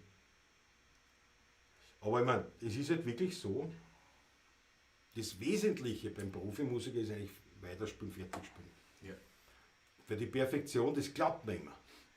Das glaubt man immer, weil da siehst du oft einen Musiker, ist da schon an den Shadowbell und sagt, Alter, was ist denn? Und sagt, na, was ist denn leicht? Wir haben einen Topfen zusammengespielt. Ja, so ist mir nicht aufgefallen. Ja, es fällt dann vielleicht auch nicht auf. Manchmal fällt es auf, wenn du es wirklich falsch spielst. Oft fällt es dann nicht auf und dann. Aber man selber weiß, dass man ein Plätzchen gespielt hat. Ja. Ja, so wie der Christoph Acker sagt, ich glaube 80% vom Publikum bekommt eh nichts mit, wurscht ob es falsch ist. Ja, es ist halt so, ich glaube, es ist auch gar nicht wichtig, dass man es mitkriegt. Also ich habe nie versucht, einen Fehler zu vertuschen. Nein, vertuscht habe ich auch nicht. Erstens gelingt es mir nicht, weil ich dann oft emotional, dann, wenn ich daneben greife, sowieso eine Mine verziehe, wo sich jeder denkt, jetzt war was. Also auch wenn man es nicht gehört hat. Und zweitens, es ist ja so. Also ich sage einfach, das ist ja so. Das Einzige, wo ich mir gedacht habe, stell dir vor, mit dem Spielen beim Neujahrskonzert der Philharmoniker aus irgendeinem Grund, als Einlage, keine Ahnung, so wie die Zither gespielt hat bei der Arme. Ne? Wird immer wieder mal gespielt, die Zither. Ja. Geschichten aus dem Wiener Ja, Geschichten aus dem Wienerwald. Und ich habe mir gedacht, so, stell dir vor, mit dem Spielen, der tut das nicht, der möchte ich dann aber, da könnte es sein, Sandro, dass ich als Anspannung vielleicht daneben greife. Aber ich glaube, weiß ich nicht. Aber das, da tät mir wirklich einen Arsch beißen, wenn ich mich dort verspiele. Du spielst einmal, dann spielst du wie immer. Falsch. Das, Das war gut. Geh, Burschen, spielt. ja, Spielt, wie es noch nie gespielt habt. Genau. Richtig. Das ist ein Schluck nehmen zum Wohl. Lieber Schluck, ich muss eine Flasche aufmachen, glaube ich noch, weil wir sind am Ende vom Ich trinke Flaschen. nichts Ne? mehr. Also, du kannst Naja, du trinkst nichts mehr, das ist mir original. Ausblick Wien, Michael Höfler, halte bitte kurz deinen Das ist Kindern ja die Ohren original zu. Blunzen, wie man sagt. Es Ja. ist mir scheißegal, ob du noch was trinkst oder nicht. Aber die ist ja klar, die Flasche, nicht? Oder ist noch was Ah, ist drin? noch was drinnen? Ist ja noch was drin. Dann Ja, da kannst du nicht so sparen. Ui, der zittert. Der junge Höfler Felix ist ein Traum. Ich gieße mal ein. gieß ein. Ja, das ist ein sehr gutes Achtel. ja. Michael Unger, und nicht lachen, sonst bekommst du das Publikum mit, da was falsch geredet ist. Das meine ich. Das geht mir nicht mehr. Ich verziehe eine Miene oder lach oder weine oder schrei oder tu irgendwas. Die Leute kriegen das mit. Die meisten denken sich, was war jetzt, was hat er jetzt da? Weil sie es eh nicht gehört haben, weil es eh nicht vielleicht so gravierend war oder weil sie gar nicht zugehört haben. Und manche, die kennen mich dann schon, sagen, also wenn er so schaut, dann wird er wahrscheinlich falsch gespielt. Und manchmal muss ich dann auch grinsen in mich hinein. Ich probiere das meistens in mich hinein, aber so gewisse Stellen, die kommen immer wieder. Das ist einfach für mich dann auch erheiternd oft. Ja, definitiv. Ja. Der eine Postlauf zum Beispiel beim ganzen Fastelwein, jetzt schaut mir heute mich wieder. Ja, Da habe ich in einer Pavlatschen, aber so einen Lochanfall gekriegt. ja, den wirst du öfter so, weil ich übe ihn nicht. Ich meine, entweder gelingt er mir oder gelingt er mir nicht. Wurscht. Aber das Problem hast nicht nur du bei dem, sondern der Horacek Franz genauso zum Beispiel. Ja, Das ist ja, da will ich nicht. genau bei dem. Was ist jetzt so? Man kann sich hinsetzen, den üben. Und wenn man jetzt sagt, das tut man nicht, das ist aber Und der keine. kommt aber nicht, was du weißt Ja. schon drauf richtig dann. Der liegt auch blöd. Und man kann am üben. Dann gelingt es. Nur der Punkt ist halt der, es zahlt sich nicht aus, das Üben. Es zahlt sich wirklich nicht aus. Wie die dreimal im Jahr, was man das Lied spielt, nicht? Nein, vor allem weil das selten ist, oder der kommt Ja. schon. Man spielt so viel an. Und Irgendwann kann ihn schon. Um das geht's, weißt du? Um das geht's. Das ist keine Geringschätzung Überhaupt des nicht. Liedes, sondern Überhaupt nicht, nein. es gar ist nicht, einfach, gar das nicht. zahlt sich, wenn ich bei jedem Lied mich so ins Detail haue, das meiste haut hin. Und eben, so wie die Tuni hat das geschrieben, spielen und Spaß haben dabei, das merkt das Publikum, Stimmung muss passen. So Ganz ist genau. es. Genau. Das ist mir für mich wichtig. Ich muss das Liedl, wenn ich ein Lied eingelernt habe, ich muss für mich, ich muss kennen, also dass ich spielen kann, dass ich mich nicht mehr darauf konzentrieren muss, wie geht das. Ja? Das ist natürlich klar, weil das lenkt ja ab vom Gefühl, was man da reinbringen Genau, kann. so ist es, ja. Aber dann will ich ein Liedl spielen, das, wo man denkt, Leiwand, das ist Leiwand, das ist jetzt was, da kommt jetzt was aus mir raus. Und das denke ich mal ist viel wichtiger, als mich dann wirklich auf die Präzision einzulassen. Ja, genau. Die Präzision, das brauchst du dann, wenn du ein Studiomusiker bist. Wenn du da, für mich ist auch Orchestermusiker bist, ja, dann brauchst du es auch. Aber jetzt wir als 16, wir brauchen das in dem Punkt nicht. Weil Orchester wieder viel untergeht auch nicht. Also ich kenne genug Orchestermusiker. Klar, ne? Da gibt es auch, jeder hat seine Stärken und Schwächen auch dort. Und man weiß genau, wenn eine Passage nicht ist, darum ist ja nicht nur ein geeignet, was du spielst, sondern mehrere. Lässt der eine etwas nach, man lässt auch Töne weg und die anderen spielen das weiter. Nicht? Es ist oft besser, einen Ton wegzulassen, als mit Gewalt, laut auch noch, dann mit lauter Falsch und mit Begeisterung da reinspielen. Auch im Orchester. Blöd ist nur, wenn das gerade ein Stöß, wo dann alle das Problem haben. Ja. Dann ist Stille. Nicht? Oder das du ist- bist du quasi das in ist so aber einer nicht. leichten Das ist aber Solo-Situation. nicht, Ne? ja. Das ist dann auch blöd. Ja. Wenn just jetzt da alle still sind und gerade ich spiele Ein Ton. einen falschen Ton. So, pass auf. Tröpfelbad, Blunzenkistel, seine Frau. Tröpfelbad oder Telefonbuchpolka. Sandra Musikautomaten wartet auf die Schrammelharmonika vom Reisinger. Die hergerichtet wird, stellt sie in den FB. Na, unbedingt. Unbedingt bitte. Unbedingt bitte, ja. Franz Brandwein nehmen wir nicht in unser Quartett auf mit seiner Marching Snare und 2 Timbals. Machen wir nicht. So, na gut.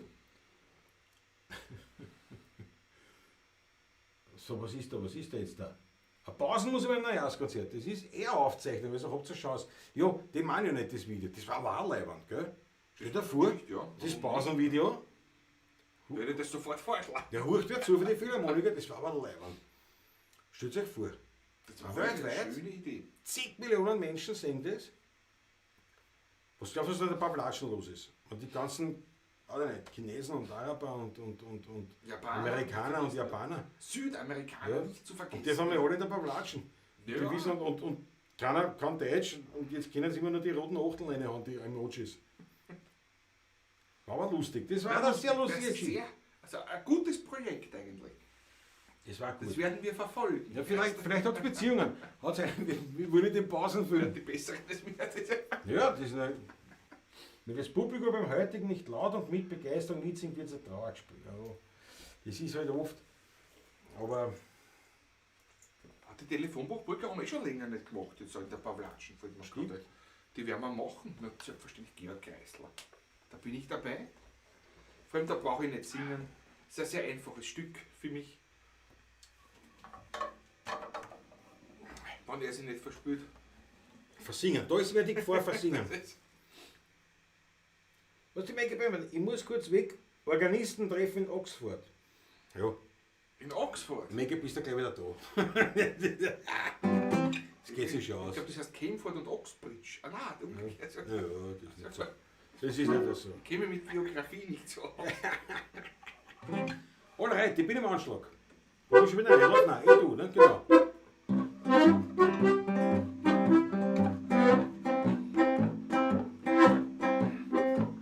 Ich sitze gern im Wirtshaus am wirtshäuslichen Herd. Da sitz ich wie beim Wirtshaus und werde nicht gestört. Der Wein wird schon älter, in meine Kehle fällt er. Der Kaltere wird kälter, so wie es sich gehört. Ich lese nicht in Journalen, ich red mit keiner Frau. Für die müsste ich doch zahlen, dazu bin ich zu schlau. Wenn ich Inspiration suche, Gesellschaftsliaison suche, lese ich das Telefonbuch, da finde ich das genau. Weil alle meine Freunde stehen drin, und zwar auf der Seite V.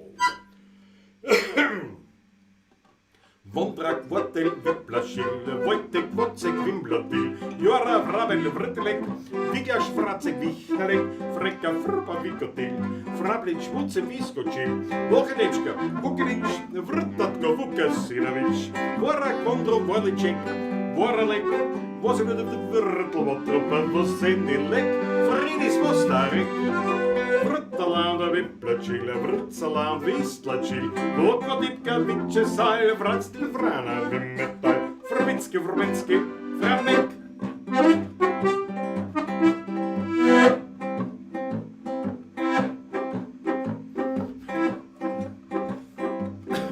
Warum das schaust? Ja, weil du deppert geschaut hast jetzt dabei. Bringst dir durcheinander.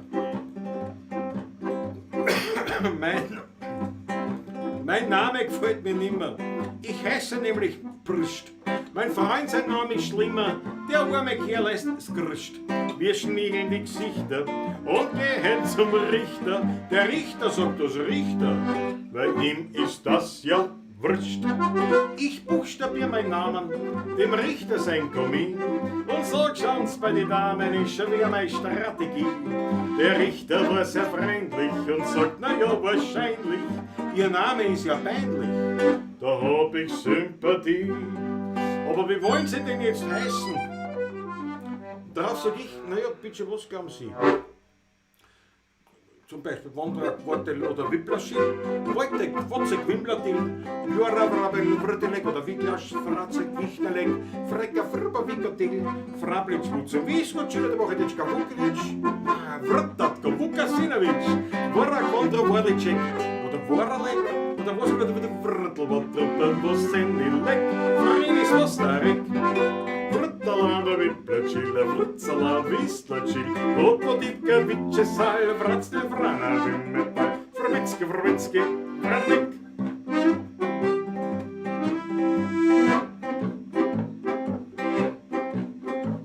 Meine Frau geht mich betrügen und glaubt, dass sie nicht schmeckt. Jeden Abend tut sie liegen mit Blätterneck im Seck. Der Blätterneck ist ein Trottel. Meine Frau ist ein Kokottel. Sie gehen ins Hotel, damit ich es nicht entdecke. Doch ich hab's bald begriffen, darum nehm ich auf Kredit an Bayern Detektiven, was folgt auf Schritt und Tritt. Und schon 2 Wochen nachher kommt der große Macher und sagt, dass ich nicht lache. Der Blätterneck ist nicht. Jetzt halten sie sich geschwind an, weil ihre Frau beträgt sie mit Wondrak, Wortel, Wiplaschil, Wojtek, Wozek, Wimbladil, Jora, Vrabel, Vrtelek, Viglas, Fratzek, Wichtelek, Freka, Frpa, Vikotil, Frablic, Schmutze, Viskocil, Wochenetschka, Vukelic, Vrtak und Vukasinovic, der Vora, Kondro, Vorlicek und der Voralek und der Vrtlvotropa, Vosenilek, der Frinis, Vostarek, Vrtalanda, Viplacil, Vrtsaland, Vistlacil, Vokodipka, Vicesal, Vratstil, Vrana, Vrmitski, Vrmitski, Vramnek. Werka, Belka, weg. So schaut's aus. Ein neuer Rekord. Findest du? Ein neuer Rekord. Schön. Es macht Spaß mit dir, Klaus. Muss ich dir ehrlich Bitte mal. Ja, macht Spaß. Macht wirklich Spaß. Das freut mich, Musik ja. zu machen, ja. Das freut mich. Das freut mich, da trinkt man drauf. Du hast ja nichts mehr, gell? Ein Schluck. Na ja, der Schluck Ein Ich Schluck. habe einen Tag gesehen, die anderen, was du willst. Ich weiß nicht, ich traue mich keinen Schluck mehr machen. Ach, lass das aus. Mir graust man nicht. Lass das aus. Also falls jemand Metaxa-Fan ist, ich glaube, es ist nicht grundsätzlich der Metaxa das Problem, sondern es ist der Metaxa. Der da, diese Mischung da. was da. Ja.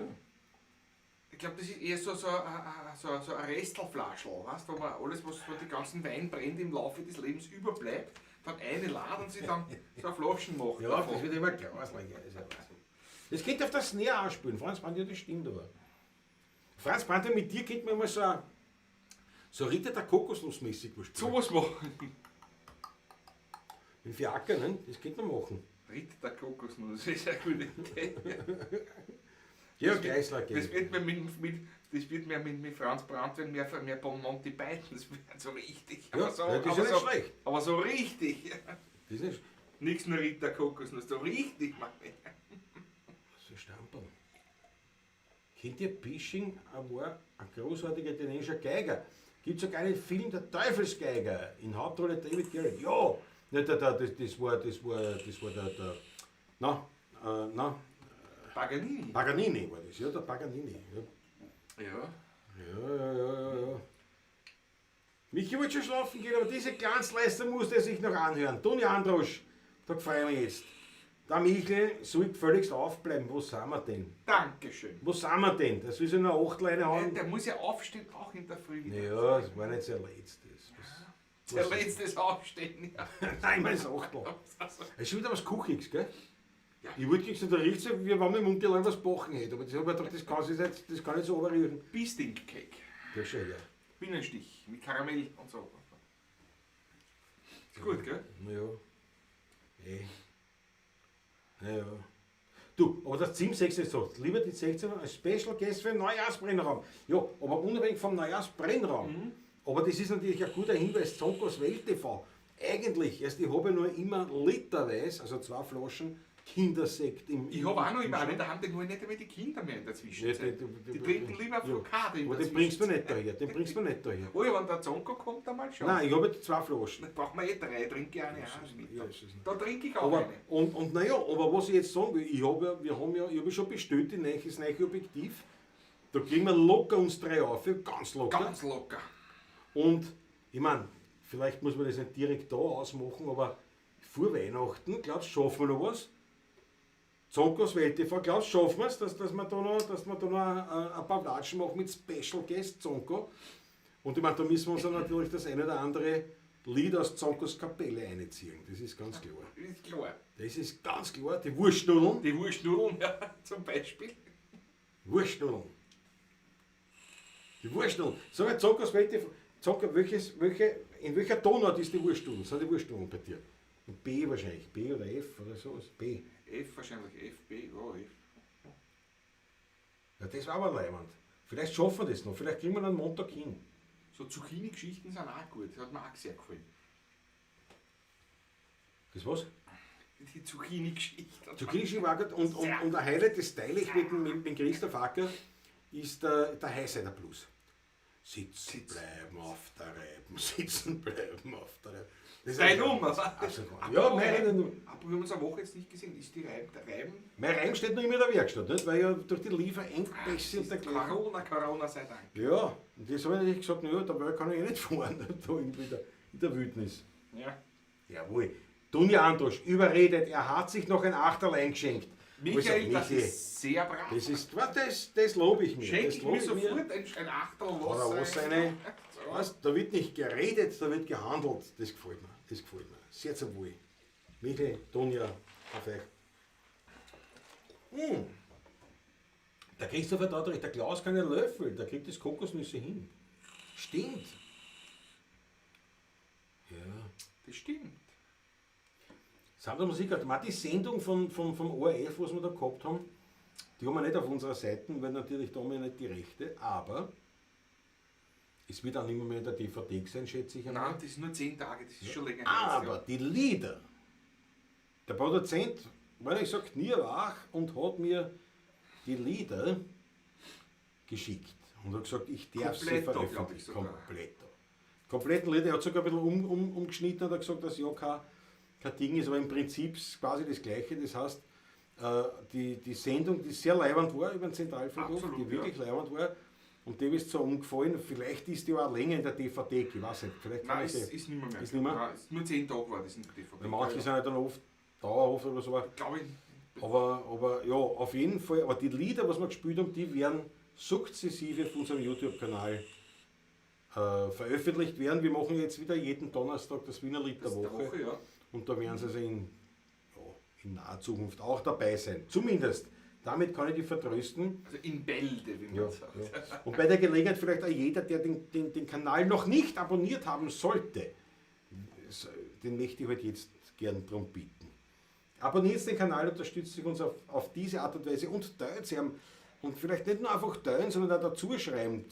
Teilt sie mit Leuten, was ihr glaubt, das war was für dich und schreibt es dazu. Bitte, abonniert den Kanal, schaut euch das an. Also nicht nur abonnieren von dem. Das ist zwar immer recht leibend, wenn du für Abonnenten hast, aber ich will ja Leute, die sich das anschauen. Also teilt es und dann schreibt es dazu, schaut sich das an und wenn es euch taugt, dann abonniert es und unterstützt so auch irgendwo auf eine gewisse Art und Weise. Und wer uns anders unterstützen will, der hat natürlich auch die Möglichkeit, einfach nur Geld auszureißen. Sei es über PayPal, sei es über Überweisung oder solange noch kein Lockdown ist, kann man auch zu mir persönlich heimkommen und mir Bargeld in die Hand drücken. Kann auch zu mir jederzeit kommen, ist alles kein Problem. Auch Zahngold, wenn es war, gerade. Wir Ja. nehmen eigentlich mittlerweile schon fast alles. Da ist es. Und bitte vergesst ja nicht, bei dem Video hier heute, bei unserer Paulatschen Daumen nach oben. Es sind jetzt 10 Daumen nach oben, habe ich gerade gesehen. 35 sind. Wo schaust denn du? Blends Händel. Na, da. Ja, du bist da hinten auch. Du musst refreshen, glaube ich. Das Du ist musst Das refreshen. ist interessant. Ja. 38, schau. Ich habe 10 Daumen oben, ja. Das ist So, warte, was ist da lesen? interessant. Die Technik ist Warte. Ui. Heute der Plus muss dann sein. Christoph Acker sagt, ja, das ist unser Lieblingslied. Ich erinnere mich an eine Ankündigung von Klaus vor einigen Wochen, sagt die Chrissy, dass es noch eine Ausgabe mit einem Special Guest gibt. War das schon und ich habe es versäumt? Nein, war noch nicht. Nein, war noch nicht. Aber das war leibend. Na, der Zonko-Zeit war, ich bin da schon hinten nach. Schmarrt, das ist überwiesen, Burschen. Marco Cinelli, bist du Weltbursch, danke dir herzlichst. Donut FB, Facebook Edition, Alfons Wondercheck, du bist der Hüf. Du bist der Hüf. Jawohl, so, das muss da weiterschauen. Die reden da die schreiben da vom Essen. Erdbeeren überzogen mit Schoki.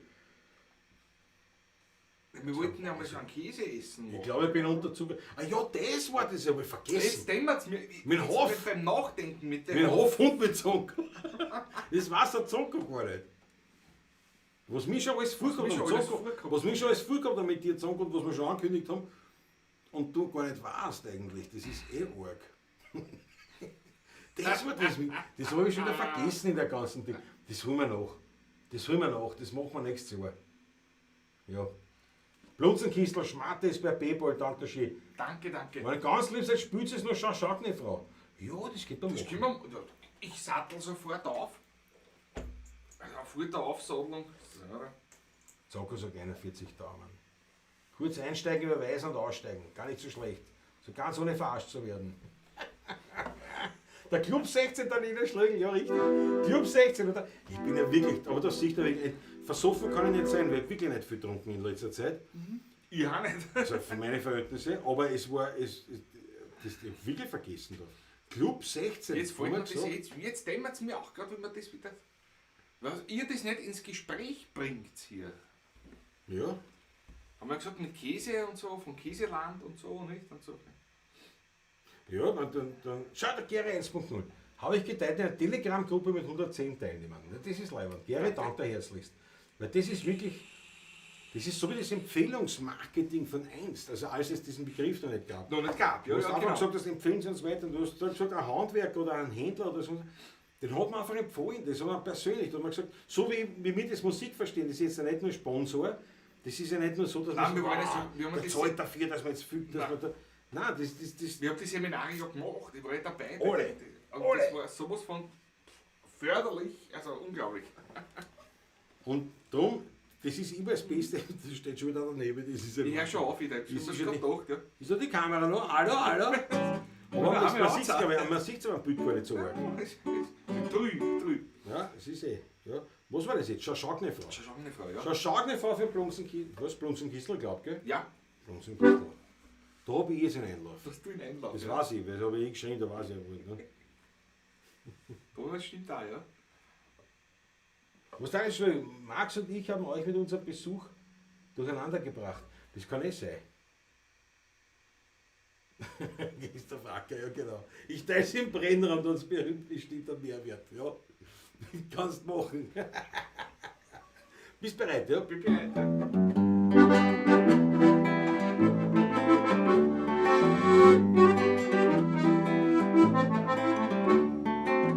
Liebe Frau, schau, sie werden ja immer schöner und schöner.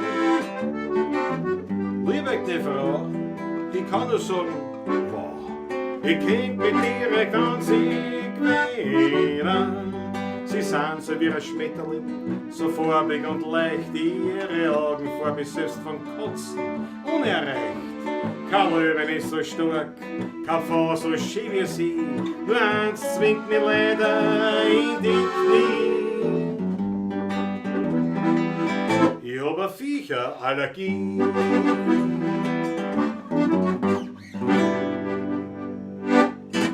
Die Short-Version. War die Kurzversion, warum? Weil ich die zweite Strophe gesungen habe. Und in dem Fall ist die zweite Strophe tatsächlich zum Schluss hinführend, da kannst du die erste nicht dazwischen sitzen. Tut mir leid, bloß. Das ist ein Klassiker, wobei wir wieder sind bei den Klassikern. Ne? Ja, aber gespielt. Gleich aufgehört, gleich aufgefangen. Anzug nehmen. Wie vorhin gesagt, Zonkos Welt TV. Vogel am Baum, Fragezeichen. Zonko, warte, ich gebe diese Frage weiter. Vogel am Baum, Fragezeichen. Aber gerne. Nein. Da hat mich übrigens wer gefragt, so geht dir das denn schon am Geist, das Vogel am Baum, weil du das so oft spielst? Nein, überhaupt nicht. Nein. Ich liebe es. Ja. Das ist eine super Nummer. Da müssen dann schon viele Lieder furchtbar am Arsch gehen. Weil wenn ich mir denke, weiß ich nicht, wie viele Lieder wir wie oft schon gespielt haben in unserem Leben. In 27 Jahren kommt was zusammen, ja, das ist. Aber So. gerne. Wann- Aber Jetzt trinke ich selbstverständlich. das aus, zahle ich nicht aus, dass ich das wieder warm jetzt, das Lager.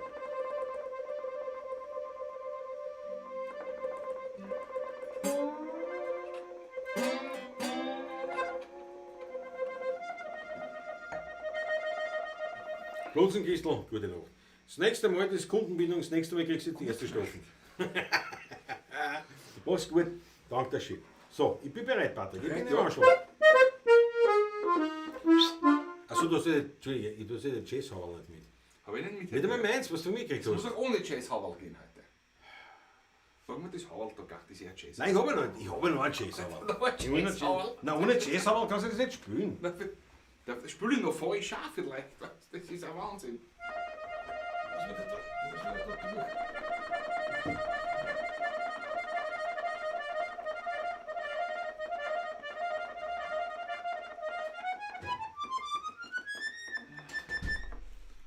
Jetzt bin ich gespannt, was er mir bringt für einen Topf.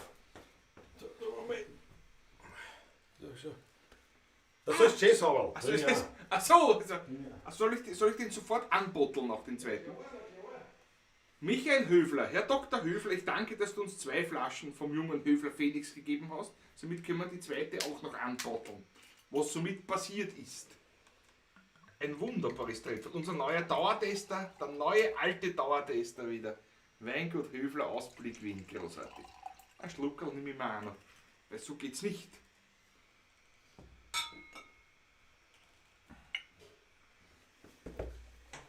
Wenn ich noch 3 Achteln trinke, dann kann ich da schlafen. Heißt.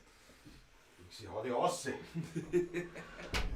Da, bitteschön, schau, Jazzhauer, in Renzner Quartier. Ein sehr schönes Ja, was denn? Jazzhauerl hast.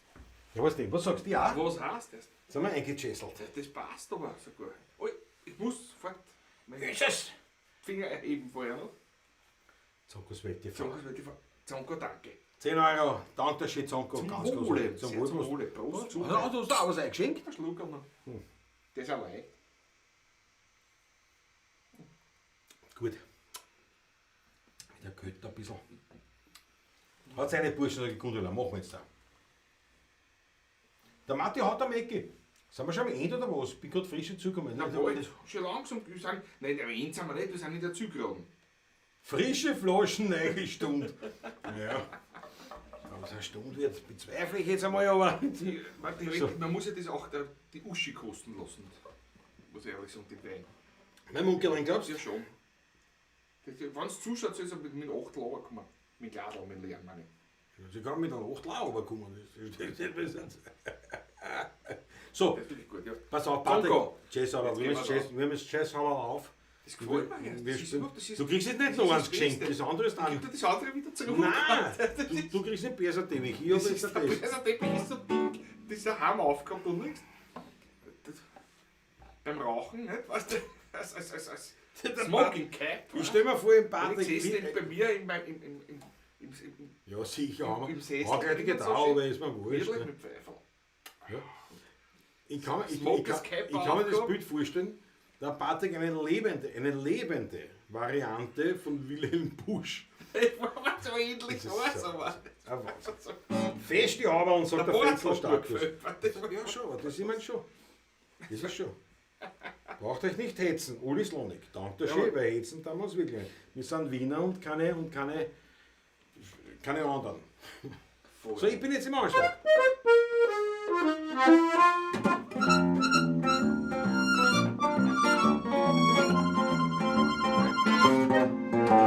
Ich sitz auf der Wiesen, ein großer Himmel, die Box sind zerrissen, ich find nix dabei. Ein Schmetterling fliegt mir um die Nasen herum, ein Fink frisst der Fliegen, aber ich pfeife nicht drum. An Arbeit denk ich nicht einmal mehr in Traum, ich fühl mich so frei wie ein Vogel am Baum.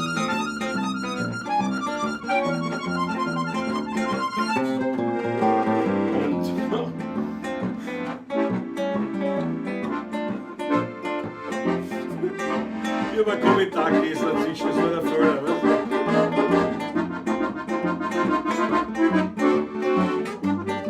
Wir haben es gleich. Und steht eines Tages der Winter vor mir, sagt quasi du gar nicht gehört zu mir. Dann mach ich noch einmal die Augen fest zu, sich wieder vor mir die schöne Natur, denn draußen im Grünen, da war ich daheim, da hab ich mich gefühlt wie ein Vogel am Baum. Jetzt aber, Papageno, bitte lass es zwitschern.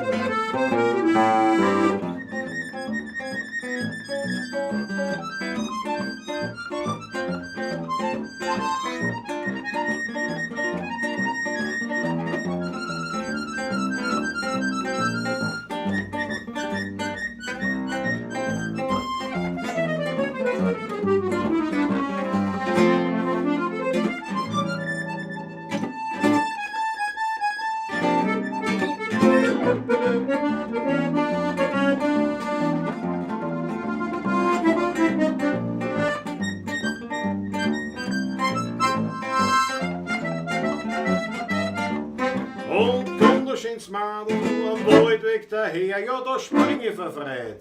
Was brauch ich schon mehr? Zwei Eigeln schauen fest in die Meinen hinein. Es sagen sie, möchte die deinige sein, aber noch ein paar Bussen, sag ich geh schon heim. Ich bin aber frei wie ein Vogel am Baum. Gib mir so einen Nachschlag, Herr Kollege. Der Vogel hinten.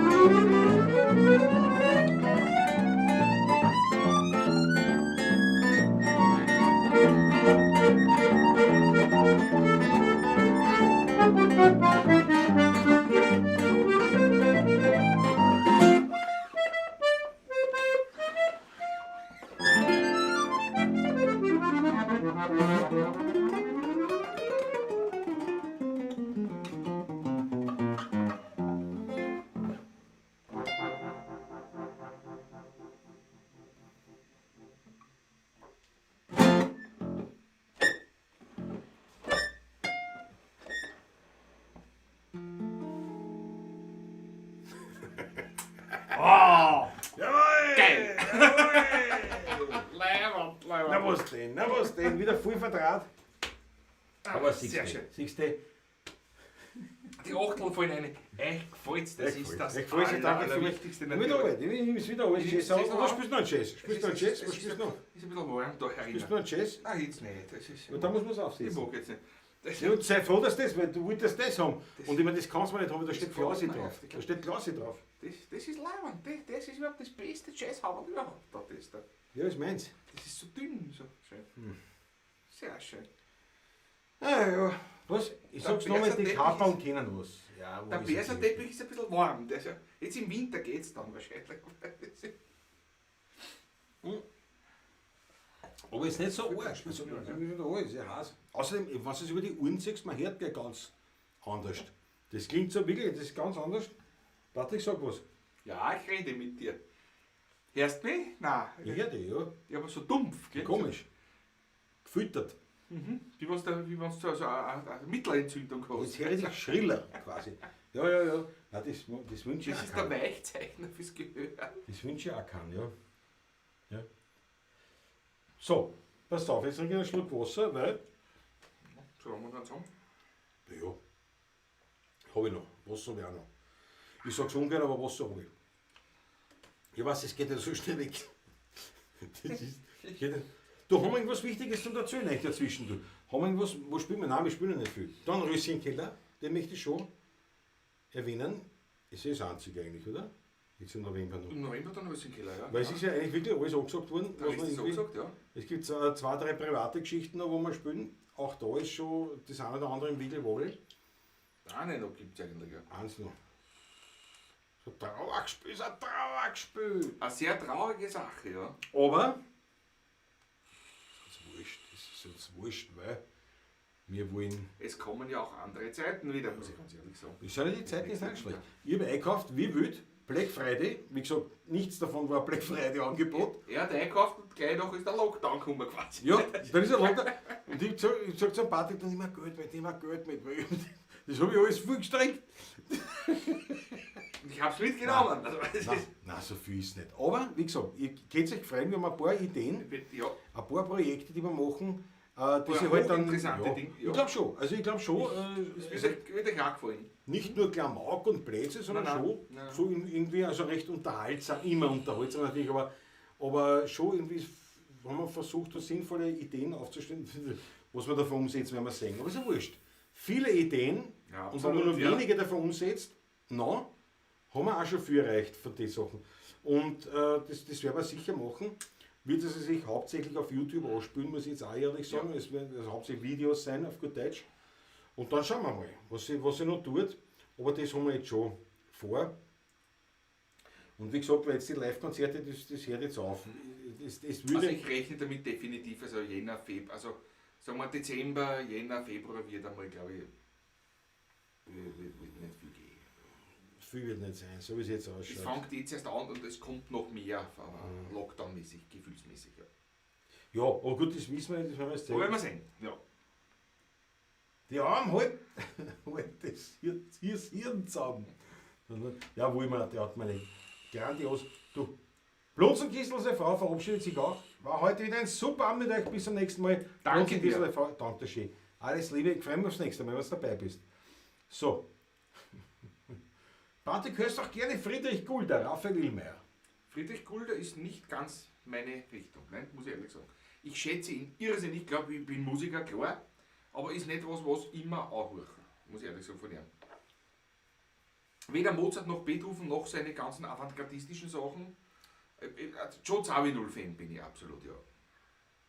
Zawinul Syndicate und so weiter, Weather Report und diese Geschichten. Ich bin schon mehr der Jatzer als der klassische moderne Musiker, muss ich ehrlich sagen. Ja. Auch als Konsument auch mehr, ja. Da unterscheiden wir uns ein ganz klein wenig. Ich meine, ich bin jetzt kein großer Fan, aber ich bin ein Ich schätze ihn irrsinnig, im Vergleich ein was großer, Wahnsinn. im Vergleich jetzt ein großer Gulder-Fan. Aber also eigentlich alle, gut, die Platte Die voll wollte du ich jetzt. jetzt. Und ich habe sie auch schon gehört. Ja, weiß, ja. Natürlich. Also eben, ja, gerade Beethoven und Co. Eine ganz Ja, nette ja. Geschichte gibt es dazu. Ich hab, also, das schreibt in seiner Biografie, kann ich sehr empfehlen.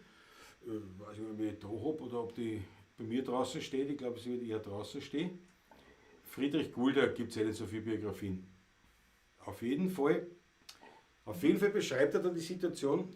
Also, wer es nicht weiß, Friedrich Gulder war ja Der Wiener war ein sogenanntes Wunderkind, war in den Nachkriegsjahren, also da war, glaube ich, Österreich sogar noch besetzt, also vor 55, und war da schon ein sehr, sehr international gefeierter Pianist als Kind. Als Kind, ja, genau. Und wurde damals eben in den Nachkriegszeiten, Ende der 40er Jahre, Anfang der 50er Jahre öfters nach Schweiz, in die Schweiz quasi geschickt, erstens zum Lernen, zum Spielen, zum Konzertieren und auch zum Erholen, wie das halt damals so war.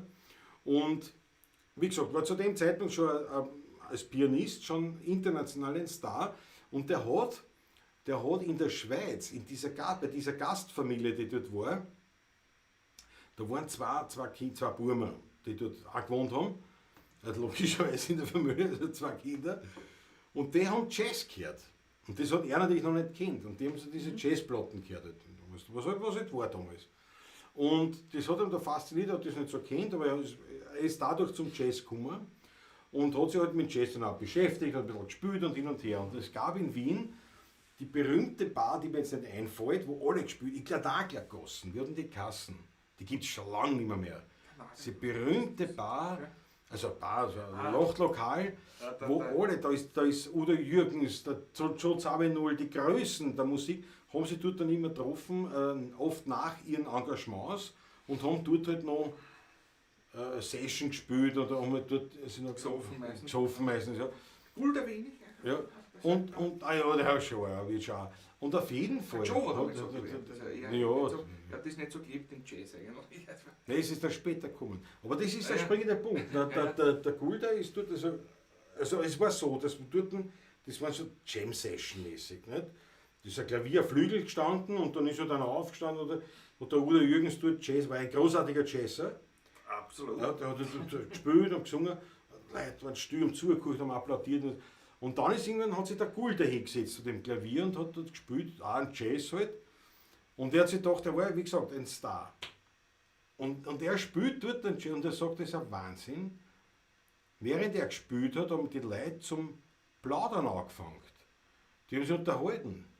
Und das ist ihm nicht eingegangen. Er hat gesagt, na bitte, Entschuldige, ich bin ja wer, nicht? Aber halt im klassischen Bereich. Und dann hat er halt dort jazzelt. Und dann hat er halt die Leute so gefragt, ich gesagt, was hat denn falsch gemacht? Und dann habe ich gesagt, Alter, das mit Jazz, das ist nicht so, wie du das vorstellst. Das musst du schon kennen. Also weißt, nicht inhaltlich, also Musiktheorie, technisch war sicher perfekt. Ja? Aber halt, das muss man kennen. Und das hat ihm keine Ruhe lassen. Und dann hat er sich wirklich eingetigert in Jazz. Und dann ist schon, also seine Jazz-Sachen haben mir schon wahnsinnig gut gefallen, weil es eben so mit dieser klassischen Musik so eine gute Verbindung haben. Aber ja. Aber in einem Interview war interessant, da hat der Paul Gulda kurz in Joe Zawinul interviewt, ne? Also der Sohn vom alten Gulda. Und Friedrich. Von Friedrich, ja. Und der Joe hat gesagt, da war der Jazzmusiker, der Joe drauf gemeint, nein, Jazzmusiker war er eigentlich nie, da hat er auch gar nicht so gelebt. Der Jazzmusiker, da musst du ja auch, wir haben geraucht, wir haben getrunken und der ganze Lebensstil ein bisschen auf die schlechtesten Klaviere gespielt, in die Clubs und immer unterwegs, immer umeinander, die zahle ja heute noch mal tun, meine ganzen Keyboards und alles selber und alles und so. Und der ist einfach reingegangen. Nicht? Der Vater war immer so, der ist reingekommen und hat gespielt am besten Flügel, den er gekriegt hat. Nicht? Wir haben halt gespielt auf dem, was wir halt gehabt haben, dort stehen. Nicht? Das sind halt die Unterschiede ein bisschen so. Auf jeden Fall. Nein, das glaube ich auch sofort. Und der war auf jeden Fall mehr. Gut verstanden und die Kombination aus beiden zusammen war großartig. Also das ist fantastisch. Sowas gibt es so bald nicht mehr. Also das war schon super. Also das war Wahnsinn. Ja. Nein, mir gefällt das schon, weil eben dieser ganz andere Zugang zum Jazz. Ja, aus heutiger Sicht. Ne? Früher war das ja auch radikaler. Weil da war der klassische Musiker, der Jazz und so weiter.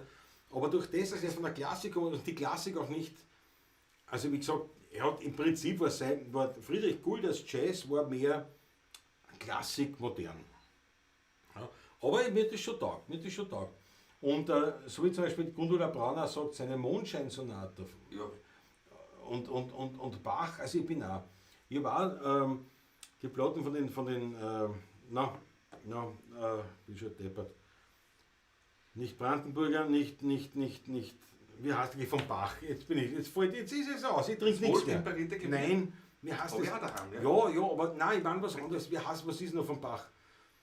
Die Goldberg-Variation. Goldberg, sagt er. okay, ja. Das ist zusammenbringen. Himmel, Herrgott, noch einmal, geschenkt mir noch was ein. Geschenkt, Schau, was ich zusammenrede für einen Plätzchen. Sofort ein Schlückchen ein. Goldberg-Variation. Von Gold finde ich zum Beispiel ganz großartig. Aber auf jeden Fall ja. Leider Auch schlecht- La Brass Banda finde ich super. Leider schlecht behandelt, die Platte. Wow, nicht? Aber Ist nicht von mir, die habe ich ja antiquarisch gekauft. Die ist nicht von mir. leider. Ja. Ja. La Brass Banda, geil. Ralfers Wondercheck, überhaupt nicht mein Ort. Aber von die Musik, was die Labras-Bande machen. ist leider. Aber die haben echt was, die haben was gemacht, Ja, was neu ist und ja. was gut ist. Ja.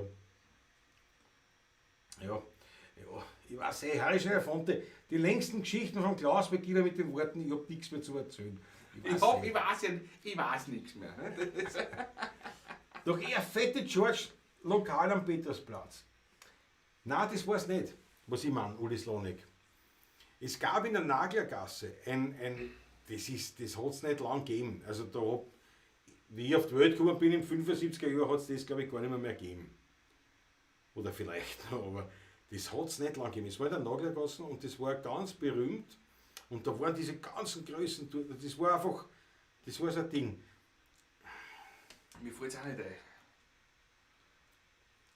Es wird mir einfallen. Es wird mir einfallen, oder ich werde mal wieder, weil ich hätte, hat schon Wobei, wenn man so, Goldberg. so Gulda und Beethoven, ja, aber die Mondschein-Sonate von Horowitz gefällt mir noch besser zum Beispiel. Ja.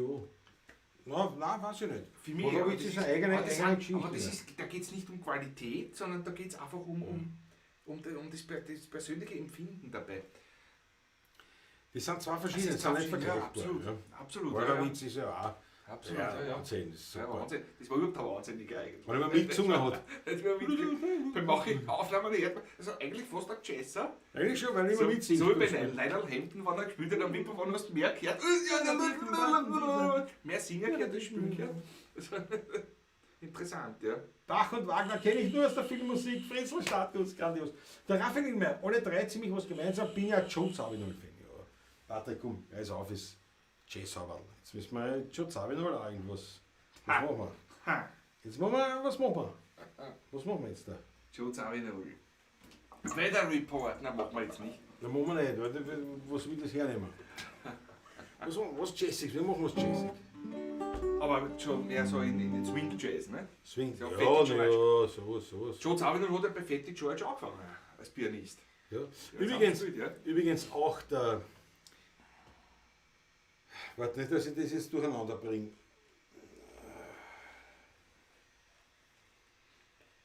Der Joe Zawinul. Der Joe Zawinul hat geschrieben, er hat in der Orchester dann geleitet und hat gesagt, er war ein junger, aufstrebender Gitarrist, Jazzorchester. Und der war wahnsinnig, der ist ihm wirklich aufgefallen. Er hat gesagt, es waren nicht so viele gute Musiker, also gute Musiker waren alle, aber auffällig war keiner. Aber da war ein Gitarrist, der war sehr jung und der war wahnsinnig gut. Er hat gesagt, der hat einen eigenen Stil und der macht das und aus dem wird noch was werden. Und das war in den 50er Jahren. Ja, oder, nein, 50er Jahre. 50er, 60er, ja. Und der Gitarrist, von dem er da geredet hat, war der Jimi Hendrix. Ja, genau.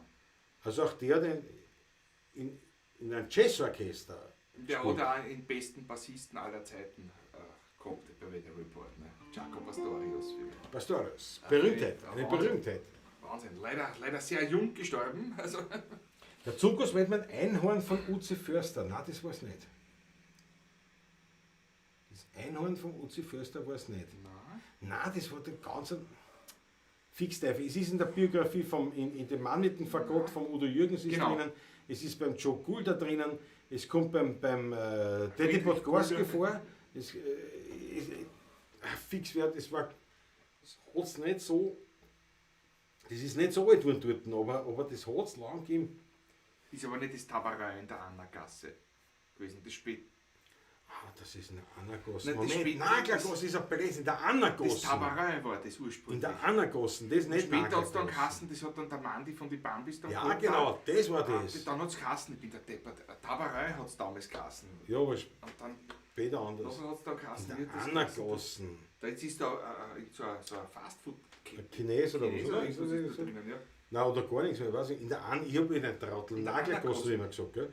Nagelgasse ist falsch, in der Annagossen. Das Kasten, das Lokale Winter. Die Tenne war das dann später. Später. Ursprünglich war es das Tabarin, Ja. hat's ursprünglich Zu geheißen, dem ja. Zeitpunkt war es noch wahrscheinlich dabei, das weiß ich jetzt nicht. Aber das ist in der Annagossen bei das. Nicht dort. Und das ist schon Das wird das legendär. gewesen sein, ja, ja. Da ist die Geschichte gegeben wie der Peter Nidetzky. Für Aktenzeichen XY, für Österreich, wenn immer, da ist grau geworden und da ist der Teddy Podgorski eingesprungen. Das war ja noch im Funkhaus, haben sie damals diese Aufzeichnung gemacht, also die Einstiege. Und zwischen dem Aktenzeichen XY am Abend und dann hat es gegeben auf die Nacht diese Auflösungssendung davon, nicht?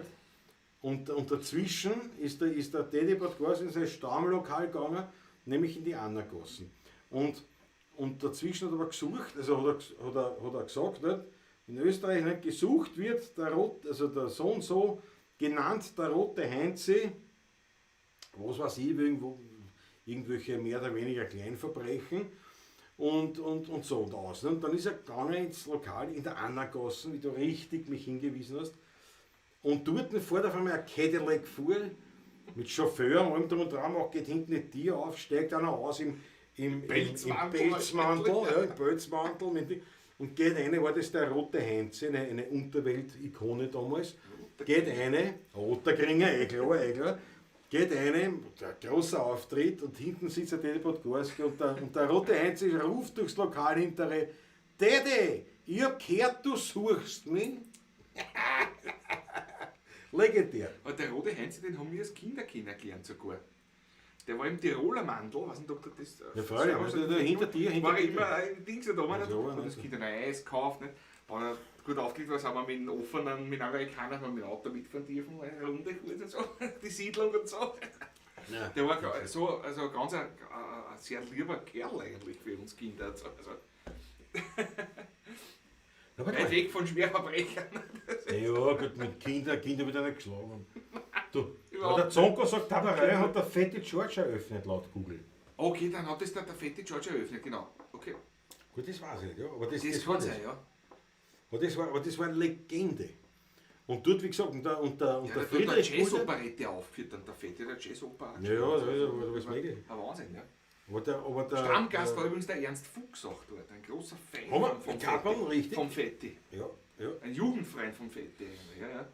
Ernst Fuchs, auch Ottergringer. Mit meinem Onkel in die Schule gegangen, mit Ja. meinem Großonkel, mit Ja. Wickel, Onkel Ja. Wickel in die Schule gegangen, ja. Ottergringer. Einer seiner zahlreichen Enkel, der Clemens, enger Freund von uns, großer Freund von uns. Ich habe das So schon klar mal ist gesagt. die Welt oft. So ja, klar das ist die aber Welt, ja. Wahnsinn. Und er war ein großer Wiener Lied-Fan. Ja. Und ich weiß aber, der Clemens, sein Enkel, ihm gesagt hat, dass gern der Ernst Fuchs, also nicht, weil er so geredet hat über uns und die Wiener Lieder und das Ganze. Und weil ja der Clemens von mir ein Ölbild gemalt hat, nicht? Mit der Kontergitarre, so mächtig, echt leiwand. Wirklich super. So alte Meistertechnik und alles. Und da hat der Ernst Fuchs gesagt, na gut, das muss er sich geben. Also Ottergänger und Wiener Lieder und 16 das ist ein Wahnsinn, das muss er sich geben. Und dazu kam es dann aber nicht mehr, da ist er vorgestorben. Leider nicht, aber das wäre ich auch eine ganz großartige Eine große Geschichte Begegnung gewesen, ganz weil ich bin ein leider. großer Fan von Ernst Fuchs. Absolut, ja. Fantastischer Realismus. Überhaupt Gut, von dem. Als Mensch und als Künstler sowieso. pass auf, jetzt schwimmen. Nein, Jazzland war es nicht, Christi, das ist viel später gekommen.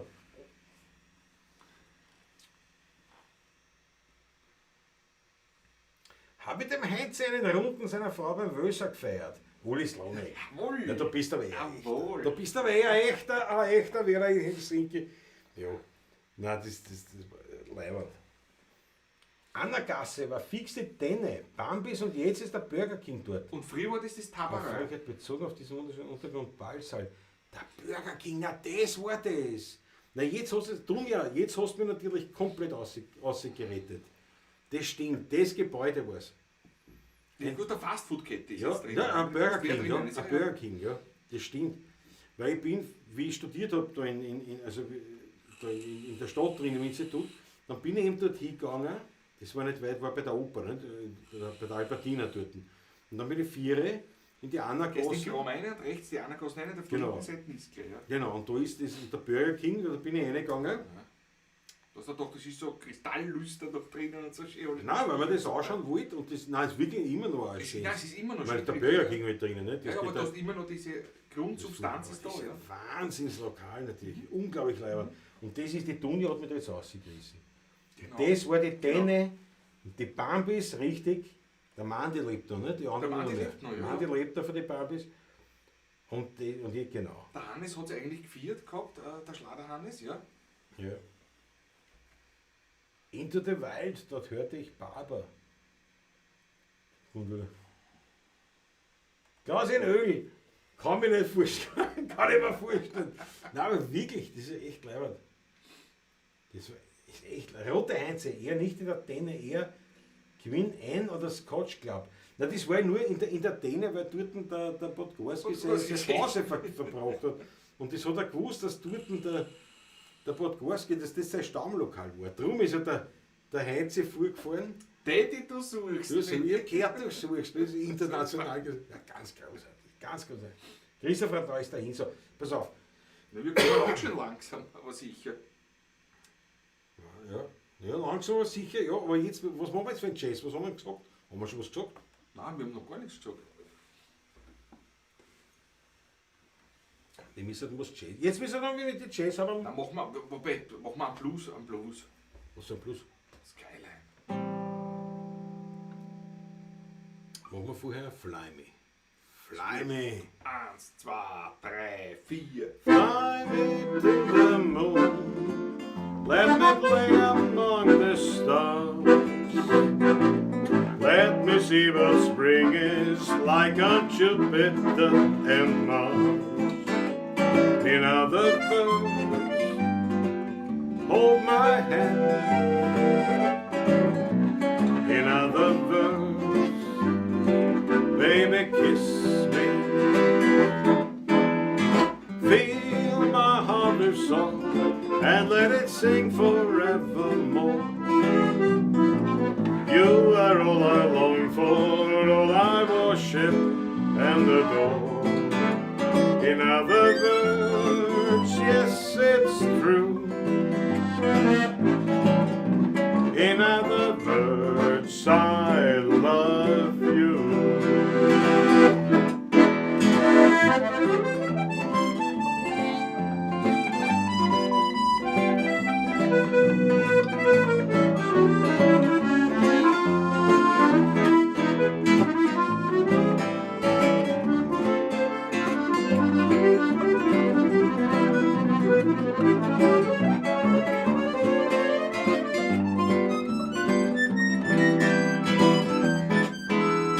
Flieg mit mir zum Mond und dann spülen wir mit den Sternen.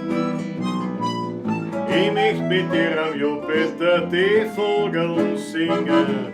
Hey, anders gesagt, halt meine Hand. Anders gesagt, komm her und küss mich. Bleib für immer da, wir haben uns so viel zum Erzählen.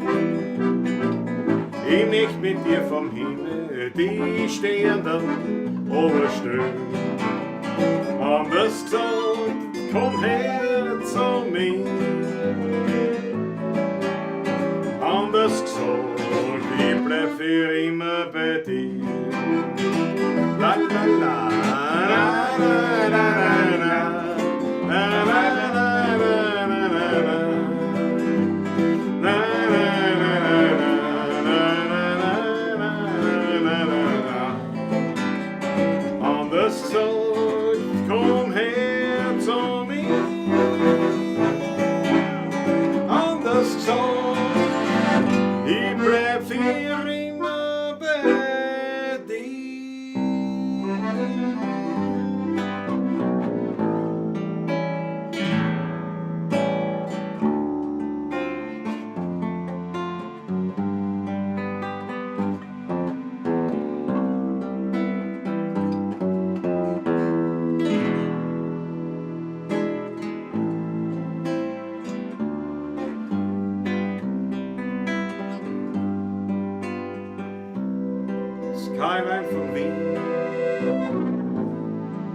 lebst in mir drin.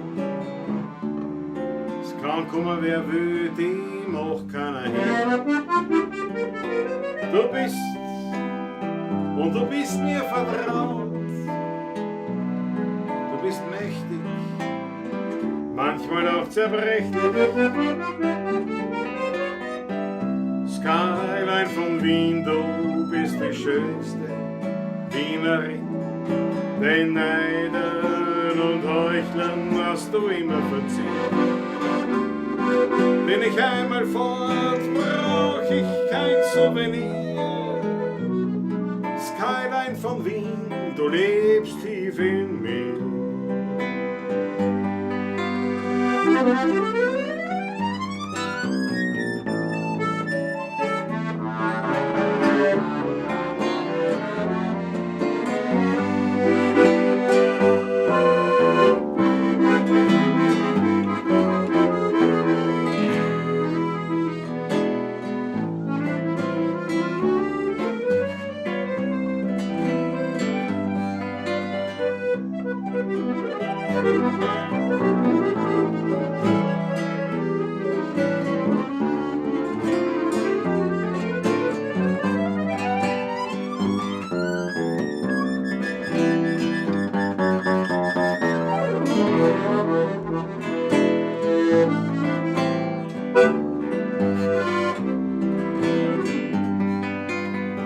Skyline von Wien, du lebst in mir drin.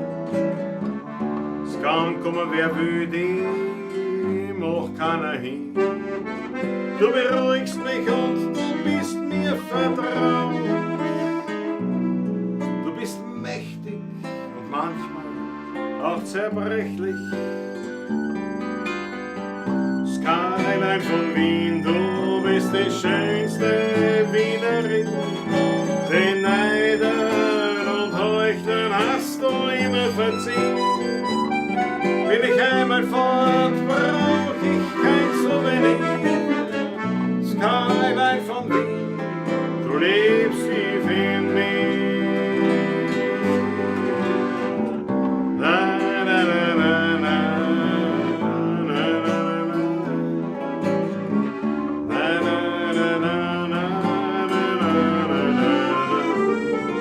Bin ich einmal fort, brauch ich kein Souvenir. Skyline von Wien, du lebst tief in. Ich hab an mich.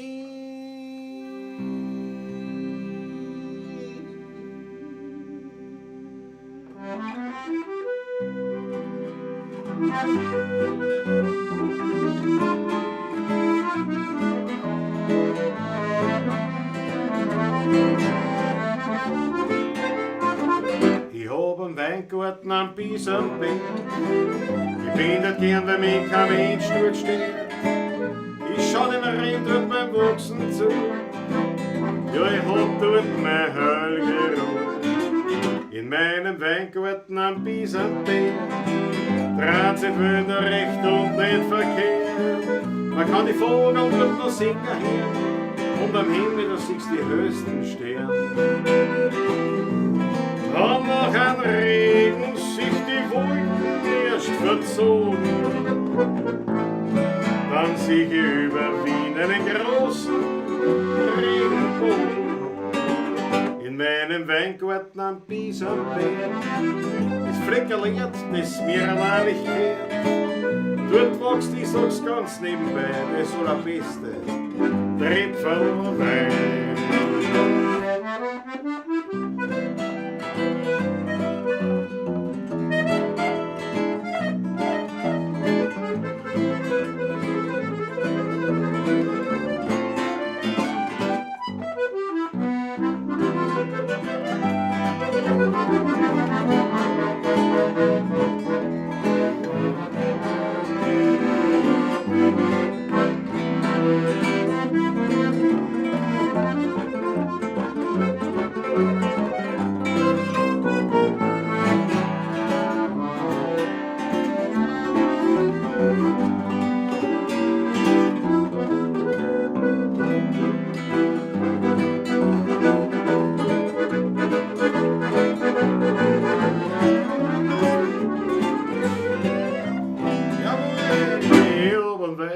am Biesenberg. Ich bin dort gern, wenn mein Kamin stört steht. Ich schau den Rhein dort beim Wachsen zu. Ja, ich hab dort meine Helge in meinem Weingarten am Biesenberg. Transit wird noch recht und nicht verkehrt. Man kann die Vogel dort noch singen hören und am Himmel, da siehst die höchsten Sterne. Und nach am Regen sich die Wolken erst verzogen. Dann sich über Wien in den großen Regenbogen. In meinem Weingarten am Biesenberg. Das Flickerliert, das mir allein nicht gehört.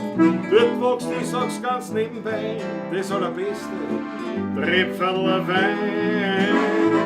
Dort wächst, ich sag's ganz nebenbei. Ich sitz in einem Weingarten. Das allerbeste Trepferler Wein.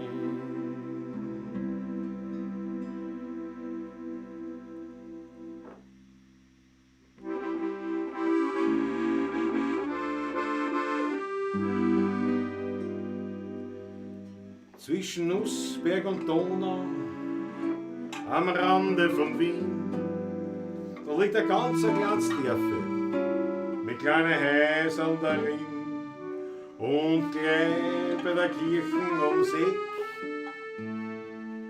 Da liegt die Buschenschank-Taschler versteckt, klein in der Kirchen von Kolmbergerdorf. Da liegt der Heiliger ganz still und klein. Der Wein ist herrlich und noch ehrlich. Und Musikanten spielen dort auch die alten echten Wiener Lieder. Vom Tod, vom Wein und von der alten Zeit. Drum findet man mich dort immer wieder. Und ich find dort Gemütlichkeit.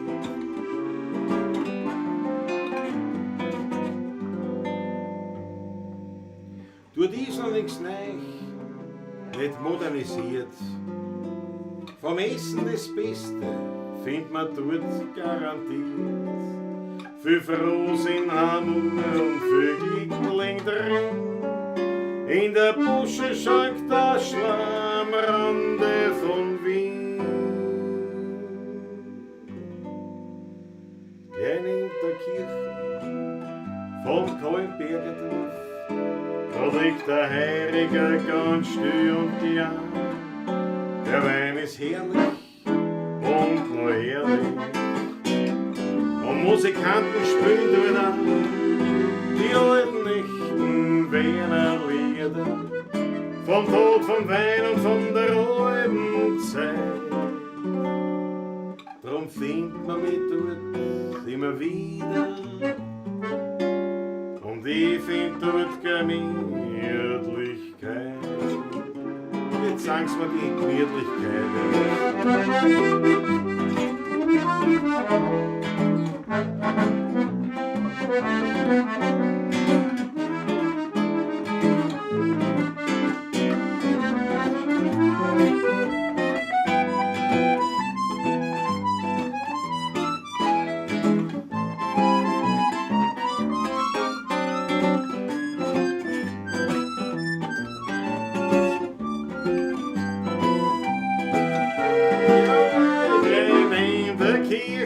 Von Kolmbergerdorf, da liegt der Heiliger ganz still und klein. Der Wein ist herrlich und noch ehrlich.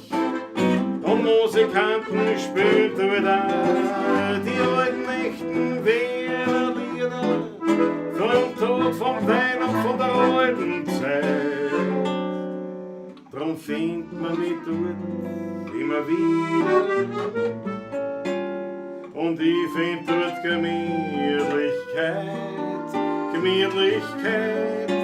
Und ich find dort Gemütlichkeit.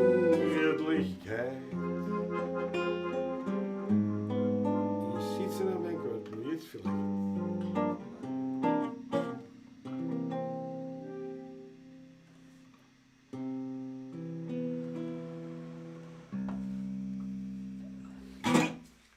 Wunderbar.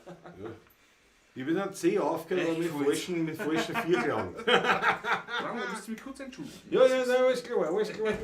Du fühlst es verstehen das. Du verstehst aber, was der auf mein Jazzkapperl aufpassen, gell? Wie gehst du da raus eigentlich? Naja, das ist, wenn man einen Schlangenkörper hat wie ich, dann geht das problemlos. Oh, haut so nicht hin. Meine Herrschaften sind Wahnsinn natürlich. Wahnsinn, immer die Achtel von einer und was weiß ich noch alles. Markus Pristonik, das weiß ich jetzt, deine Lieblingszeile. Vom Tod vom Wein und von der alten Zeit. Das ist wirklich so. Ah je. Na gut, ja, pass auf. Künstlerische Freiheit, na ja, klar. Was haben wir da alles? Ich sind so durcheinander, also für mich thematisch durcheinander die ganzen Posting, also die, wie sagt man da, die Kommentare, die Chat-Kommentare, dass ich dann das nicht durchschaue. Das ist ja so. Ihr seid klasse, das verstehe ich. Gundula Braun, danke schön, das verstehe ich. Seit dem Update auf Android 11 hat mein Handy auch viele neue Features. Christoph Acker. Ich meine, ist ehrlich, das ist Themaverfüllung. Christoph.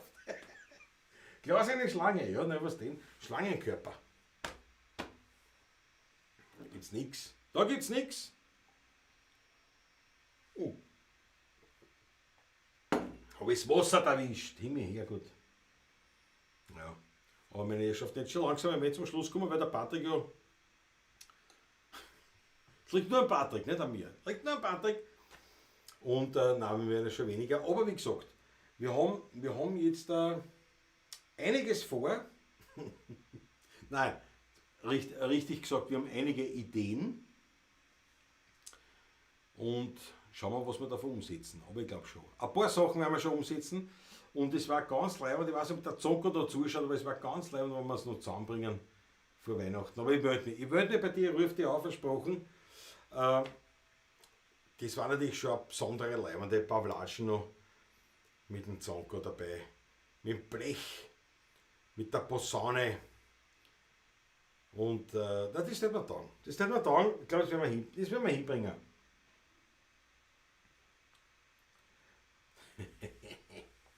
Eine Schlange. Ja. Na gut, der Patrick braucht ja länger. Ui, ich hab schon. Nicht reden, nicht dass Tifo ist. Ich bin schon da.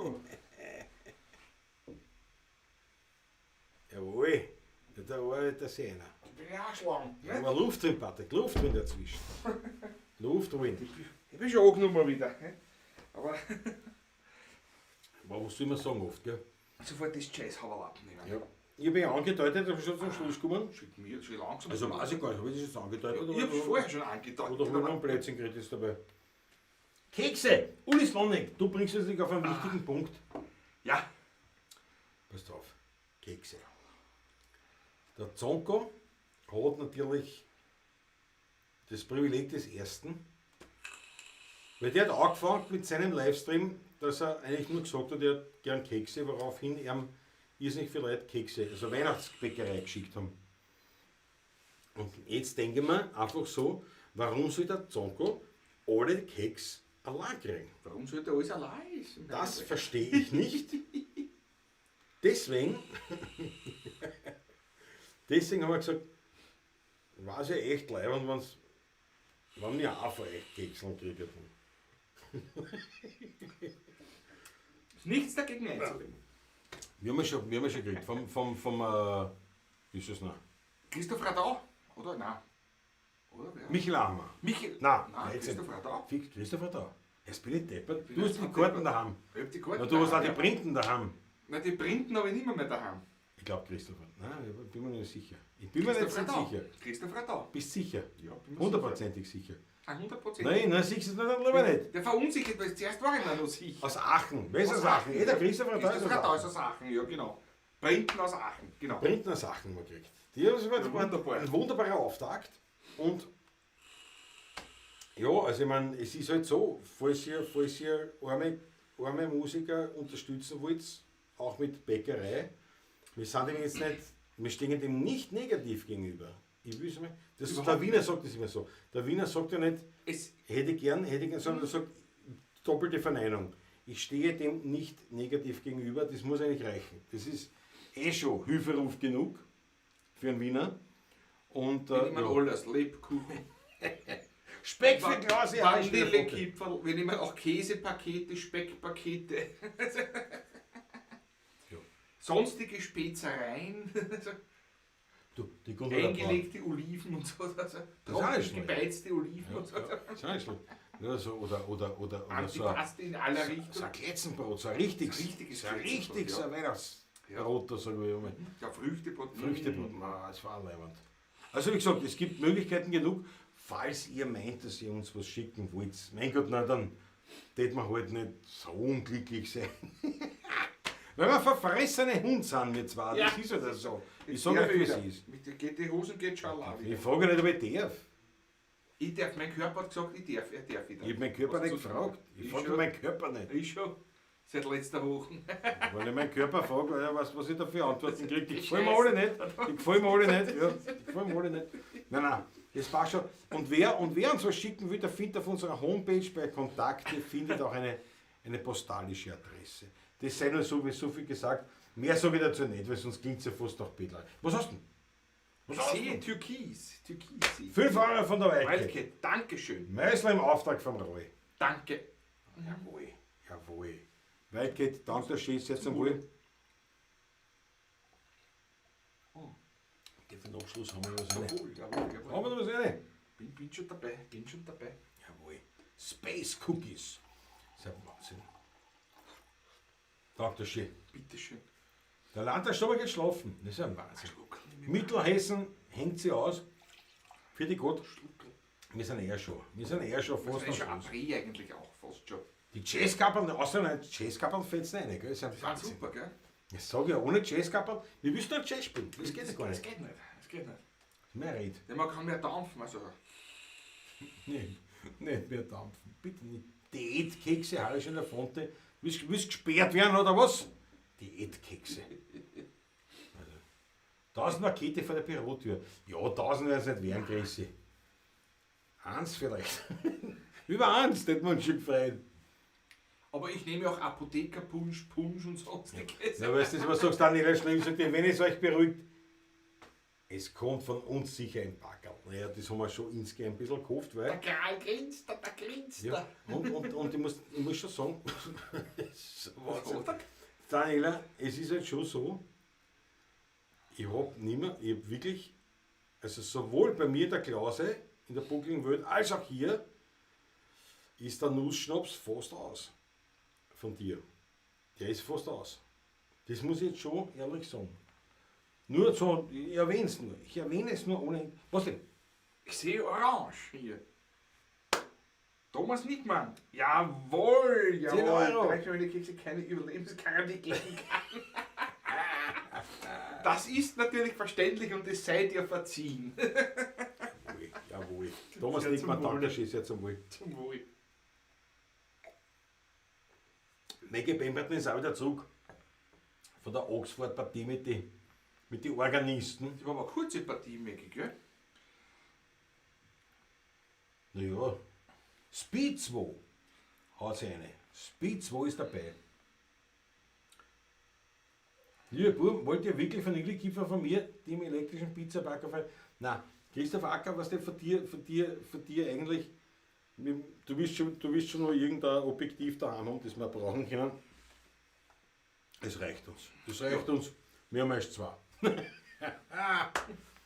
Jawohl, na, das taugt mir. So, Patrick, jetzt schon langsam kommen wir zum Schluss. Puppe geht wie immer mit dem Körperl um. Toni Androsch. Da musst du aber den Puppe von uns jetzt quasi, aber das musst du auslegen, ein Leckerli geben. Weil das können wir ja nicht machen. Wie können wir das können wir machen? jetzt nicht machen. Das können wir nicht machen. Das musst du in unserem Namen jetzt Ja. machen, aber das ist trotzdem von dir ja ein Leckerli. Das ist blöd. Aber anders kriegen wir das jetzt nicht hin. Aber für Puppe, für euren Wie sagst du immer? Nicht Gasthund. Wie sagst du? Hunde? Nein. Oder ich sag's nicht mehr. Das habe ich vergessen. Keksunleitung zu mir, Harry, schon davon nichts da. Nein, aber auf jeden Fall, Nein, auf jeden Beim Fall. Essen sind wir keine Freunde, weißt du? Das ist. Daneben jetzt schon ein bisschen, gell? Jetzt, Entschuldige. Nein, ist nicht schon. Ja, nein, brauchst du nicht entschuldigen, es ist ja wurscht.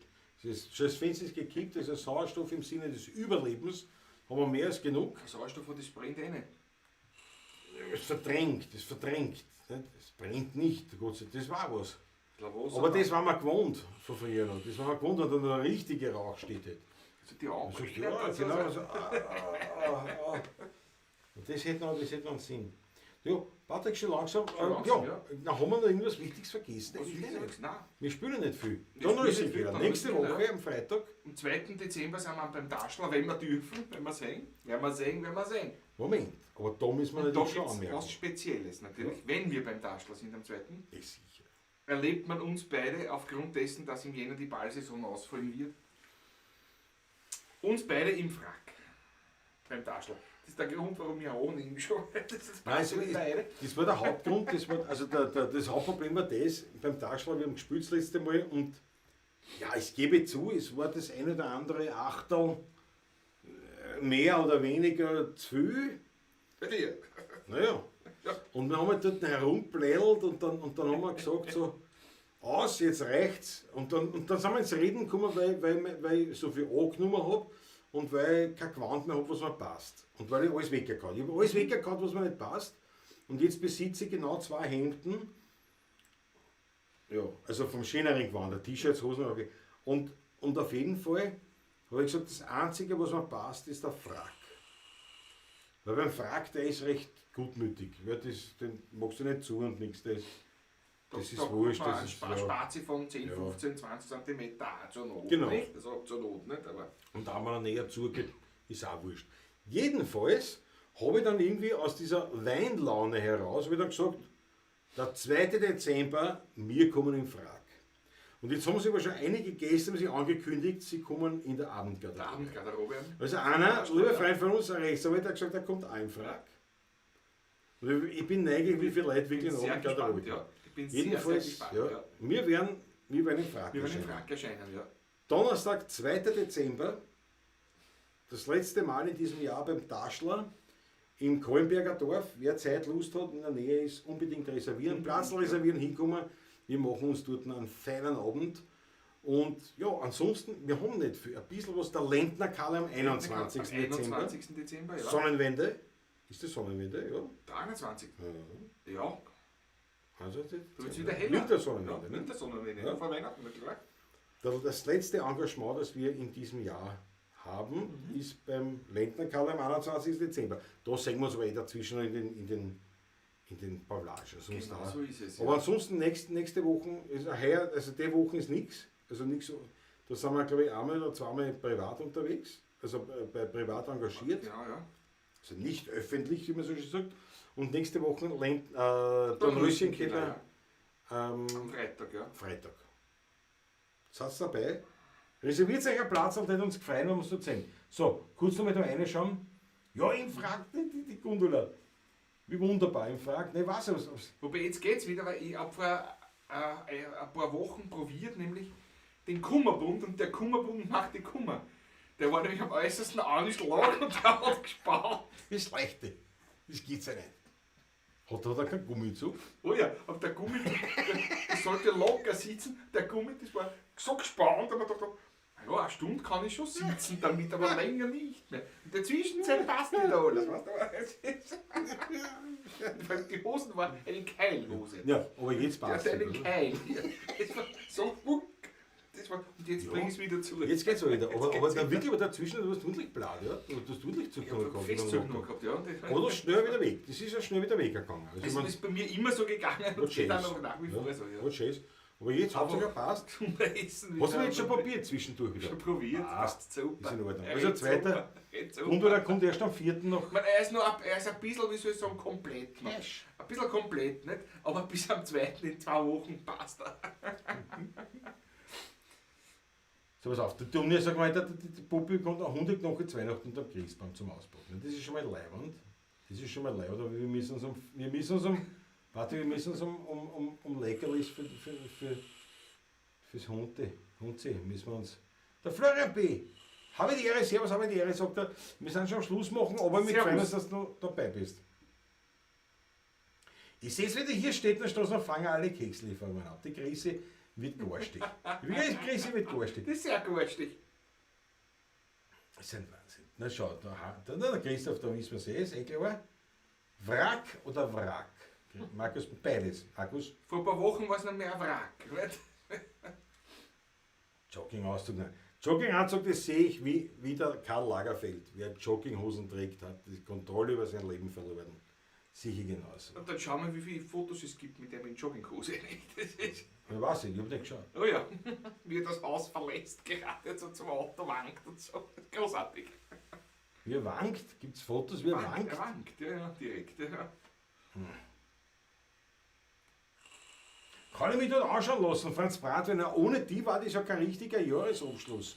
Franz Bratwein, du musst schauen, dass du dann so organisierst für den Taschel am 2. Das ist ganz klar, weil ich meine. Unbedingt. Ohne Franz Bratwein beim Taschler, das ist noch. Der Franz Bratwein ist echt noch einer, der Vierteln trinkt. Das taugt noch voll. Den hätte ich auch gerne, aber ich kennt ihn nicht. Da war ich ja nach 2, 3 Vierteln war ich angesoffen. Und beim Spülen geht das gar nicht. Aber der Franz Bratwein hat sich da wacker. War sicher im zweistelligen Bereich. Glaube ich jetzt einmal. Hat sich die Viertel reingehauen, das hat mir getaugt. Viertel. Ich meine, okay, am Schluss war er schon recht müde. Na, müde war er aber. Na, unbedingt. Die Buben im Heurigen beim Frag, na, das machen wir. Das Julfest am 21. Ja, aber ist das nicht auch Sonnenwende auch, Daniela? Na, Sonnenwende ist ich weiß nicht, ob es am 21. oder am 20. ist. Nein, am 20. nicht. Das war. Aber die Grieche sagt richtig, am 20. ist die 100. Pavlatschen. Das stimmt. Das ist der Grund, warum wir ja dann jetzt kein XXL machen, weil wir ja am 21. spielen. Es sei denn, es wäre ein Lockdown. Dann komme ich zum Lockdown, was du dir aussehen. Der wurscht irgendwo, oder ich komme Oder zu bei Bier, mir der draußen wurscht. oder irgendwo, wo man. Dann ziehen wir Nächtigen XXL durch. Aber natürlich hoffen wir, dass es keinen Lockdown geben wird, aber man weiß nicht. Das ist noch lang hin. Nur lang her. Da kann ich schon wieder vorbei sein. Da kann ja schon generell Lockdown sein, dass ich nicht einmal zu dir kommen darf. Na, das schaue ich mir an. Nein, das machen wir nicht mehr. Das machen wir nicht mehr. Wir zwei kommen zusammen. Ja, so ist es. Ja, so ist es. Aber auf jeden Fall vollkommen richtig, die Risse. 100. Pavlatschen am 20.12. Ja. Wir haben nichts Besonderes geplant, weil wir immer am nächsten Tag spielen müssen. Ja. Und ja, immer sehen. Ja, naja. Wegen charmant war es, die Krise, ja. Ohne Maria beim Taschler geht nicht, ja, das stimmt. Ja, vielleicht kommt sie wieder. Die Maria, unser längst dienender Fan, über 90 mittlerweile. Ja, Wahnsinn. Im 91. Ja. Voll dabei. Und die hat auch diese Lockdown-Scheiße überstanden, da in dem Seniorenheim, wo sie wohnt. Und dann hat sie sich aufgeregt, weil sie sich nicht ausgelassen. Ne? Fit, wegen Lockdown, also wegen dieser ganzen Virusgeschichte. Ich sage, na hallo, ich kann nicht die alten Leute nicht einsperren. Wo sind wir denn? Wo sind wir denn bitte? Daher, am 2. Nein, da schauen, dass die Maria da ist. Das ist mir auch gefreut. Jedenfalls wird es 20.12., was war das? Gundula? 20.12., da bin ich dabei. Ja, 20.12. eben da wieder, also online, das ist die 100. Sendung, die 100. Pavlatschen. Das ist ein Wahnsinn, oder? Müssen wir eigentlich schon mal ein Resümee ziehen. Bald, naja. Aber erst bei der 100. Aber erst bei der 100. Da komme ich auch hier abends gleich bei der 100. Ja. Aber da muss ein Foto schicken, Grüße, weil sonst gibt es ja nichts. So, Dani, jetzt aber, mein Schluckerl, also das trinke ich jetzt raus auf euer Wohl. Und Patrick, was noch zum Anschließen noch für den Schluss? Ich hast nichts mehr. Nein, es ist. Ja, muss ja lang. Von meinem Automobil. Ja, das ist ja das. Jetzt wieder, nicht? Aber jetzt kommen wir offiziell zum Schluss. Ne? Ich fasse einmal auf. Fass einmal auf, ich trinke vielleicht noch. Schön, dass du dabei warst wieder. Ganz leibend. Danke vielmals. Gut, dass es uns allen wieder gut geht. Ja. Patrick, auf jeden Fall. Also, das ist mal leibend. Das ist ganz super. live auf YouTube, das wäre super. Das ist sicher gut, oder? Der 20. ist fix, der 20. ist am Montag. Ganz normal die Pawlatschen, 20.15 Uhr. Und da haben wir die 100. Ausgabe von der Pawlatschen. Ist die Gundula in Wien vielleicht am 20.? Nein, nicht. Nee, Der kommt erst am 4. Ist nicht einmal am 2. Ist da. am 4. Ja, genau. Ja. Der kommt früher, dann kommst du am 2. schon hin, zum Bastler. Das war eine Der Geschichte. kommt einfach früher. Scheiß da nichts, pack die zusammen, komm am 2. Hast du auch nicht keine Ja. Auftritte? Ja eben, was soll ich tun? Was soll ich tun? Ja, siehst du, das werden wir ja sehen. So, jetzt aber. Auf euer Wohl, Dankeschön fürs Dabeisein, bis zum nächsten Mal und jetzt machen wir noch eine Abschiedsrunde. Bis zum nächsten Mal, ja. Gott sei Dank, das Wasser wieder austragen. Und ich weiß schon, was kommt. Was denn? Herr Wirt, Ein Vorschlag. Ein letztes Viertel. Der Abend mit euch war wunderschön. Es hat uns gefreut. Aber für heute singen wir das allerletzte Liedl. Weil jetzt wird's fürs Heimgehen. Langsam Zeit. Wir haben heute gesungen, haben viel gelacht, den Abend miteinander verbracht. Es ist gewarnt worden, bei manchen Lied. Wir haben was getrunken und haben was gegessen, den Alltag miteinander vergessen. Doch sagen wir ehrlich, wir werden schon langsam müde. Herr Wirt, ein Vorschlag. Ein letztes Viertel. Der Abend mit euch war wunderschön. Es hat uns gefreut. Aber für heute singen wir das allerletzte Lied. Weil jetzt wird's fürs Heimgehen langsam Zeit. Und wie ich bei meinem letzten Viertel sitz, denk ich an meinen blöden Witz und an die Bernerlieder und an die Gemütlichkeit. Wir haben Post und gesungen viel, nur gegen End wird's langsam still. Und so hat auch jede Stimmung ihre Zeit.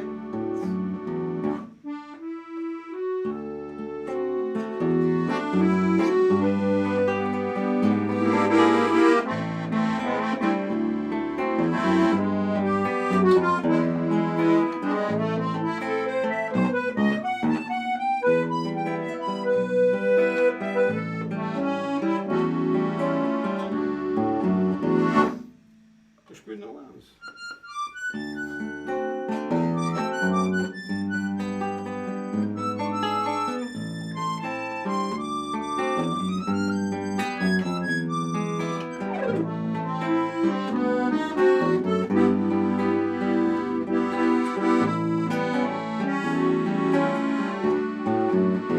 Herr Wirt, ein Vorschlag. Ein allerletztes Viertel. Der Abend mit euch war wunderschön. Es hat uns sehr gefreut. Aber für heute ist das allerletzte Viertel. Weil jetzt wird's fürs Heimgehen langsam Zeit. Jetzt wird's fürs Heimgehen langsam Zeit.